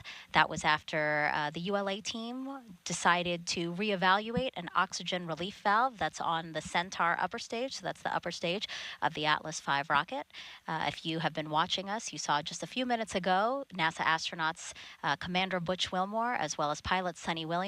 They have exited the Astrovan after the Astrovan picked them up from Launch Pad 41 and took them back to astronaut crew quarters, where they will spend the night and get updated as to the next steps to when another launch attempt can be made. I want to open it up to the hostess here now. Nicole, any final thoughts as we await some information about what happened tonight and again, the steps moving forward? Of course, just a really professional job done by the team in identifying a potential issue and then initiating the scrub. It was executed as planned, and the astronauts are now back at crew quarters, and they'll receive a briefing on the next launch opportunity, and hopefully that is soon. But in the meantime, we'll be standing by, and I know we all feel maybe a little bit disappointed, but this is a human space flight, and that's the way things go. There's a lot that goes into launching humans safely from the planet, and so I think that I just feel, thankful that this potential issue was caught early, and that everybody is safe, and we're looking forward to another attempt soon. Yeah, well said, Nicole. And Dee, from Boeing's standpoint, anything you'd like to say? Absolutely. Of course, safety is our top priority. So, and this is no different. We really appreciate ULA's partnership throughout the Boeing Starliner program and their work with commercial crew. And, we'll fly when we're ready. Right. All right, so with that, we want to pull up on the screen right now the link to the Commercial Crew blog, and that is where we will post the latest information about an upcoming press conference that we do plan to have.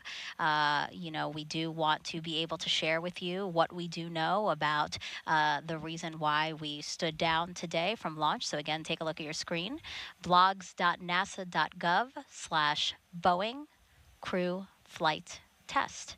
Again, that's where you can go to find out when we will have that press conference, which will be on NASA TV. So again, you are watching NASA TV right now, so this is the place where you'll be able to watch that press conference. We're aiming for about an hour or so, but again, we do want to give our teams as much time as they need to gather the most accurate and timely information they can for you, and again, we will share that at that upcoming press conference. But for now, again, we want to thank you so much for sticking with us and watching our live coverage of the first launch attempt of Boeing's crew flight test, NASA and Boeing's crew flight test. But until then, and that press conference, we hope to see you on there for more information about when we can next launch. Have a good night.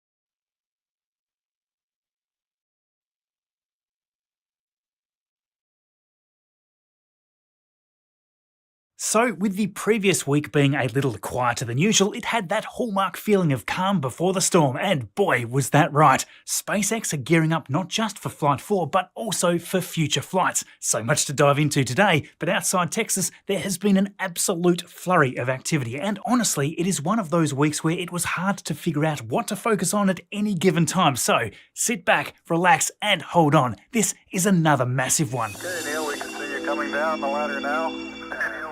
Hey, Mark S. Houseworthy here, and Starship Flight Test 4 looks to be right around the corner now. There has been a massive amount of preparation and also some areas that took a bit of a different turn compared to what we initially speculated. If you recall from a few weeks back, SpaceX was working a way to fully integrate the 4 new horizontal nitrogen tanks into the tank farm. Well, that was not where they stopped. Working around the clock, they've hooked up everything for the horizontal liquid oxygen tanks as well. As an example, check out the main pipe delivering the liquid oxygen to the 5 tanks here. right by the main entrance to the launch site. They all look to be fully wired up and ready to go with them venting away. That indicates that they were either already loading cryogenic propellant or at least verifying the systems. Now, originally, I thought that SpaceX would do this after the 4th flight, but they have had a little more time up their sleeve than they had first expected. Why not use that extra time to more fully invest in the new horizontal tank setup? Indeed, it seems that the vertical tanks might soon be a thing of the past altogether. Of course, you recall SpaceX ripped the old converted water tank out a few weeks ago. That has been almost completely scrapped with only the base remaining, and the concrete platform where the tank sat is also being demolished. So right next to that now, the first liquid nitrogen tank is also being fully decommissioned, and it was quite a spectacle when the teams opened up the main drain port for the perlite. Yes, it looks like they weren't fully prepared to deal with the sudden rush of that insulation material just gushing out there. Perlite has a solid gravel-like consistency, but with a big structure like this, it essentially looks to flow out like a liquid, doesn't it? Anyway, they finally managed to mount the drain port so that they could unload it onto trucks to be then taken away. This is the first time, by the way, that we've seen them try to unload that stuff before removing a tank. The other 3 that they've already discarded were only ever used for water storage, so it never had the perlite installed. Once that insulation is fully removed from within that tank shell, they'll lift it up, slice it, and that will mark the end of the 4th tank. It's going to be interesting to see what SpaceX will do with the new real estate right in the tank farm. Close by, over at the horizontal tanks, the vaporizers here were simply plumbed in while they were still laying down. Well, that's one way to do it. I'm wondering if these will end up where the vertical tanks are still standing. So with all of these new changes to the tank farm, it would make sense to test it all out, right? Well, on Tuesday this week, the roads were closed off and we could see venting from, well, everywhere really. The launch mount, the tower, and both the liquid oxygen and the liquid methane subchillers. As a nice piece of supporting evidence, we could see on LabPadre's Rover 2 camera that the liquid oxygen line and also the liquid nitrogen line frosted over. Indeed, both of those propellants are now actively stored and used from the horizontal tanks. Heading over to the orbital launch mount, all of the clamps and hold-down linkages have been reinstalled now. The only thing that remained was to use the SpaceX crane to hook up and verify that all the updated systems are all good to launch. Keep an eye out for the mechanism in the coming days or weeks, which is usually used to ensure the clamps are perfectly level. The tower arms also continue to attract a lot of attention, and this one that recently received the new actuator has been getting put through some pretty epic testing. As time has passed, the tests have really ramped up that speed. Yes, that is in real time. Now, I'm sure with more tests coming, they're going to hopefully reduce that quite visible bounciness once it gets to the closed position. I suspect there is probably a dampening addition coming soon to help with that in some way, but based on these tests, it really does look like SpaceX is wanting to catch the booster for Flight 5. Perhaps the idea is to have the arms simply closing directly into the super heavy tank and keep that pressure on until it slots into place. They've reinstalled some of the foam padding onto the arms, and we also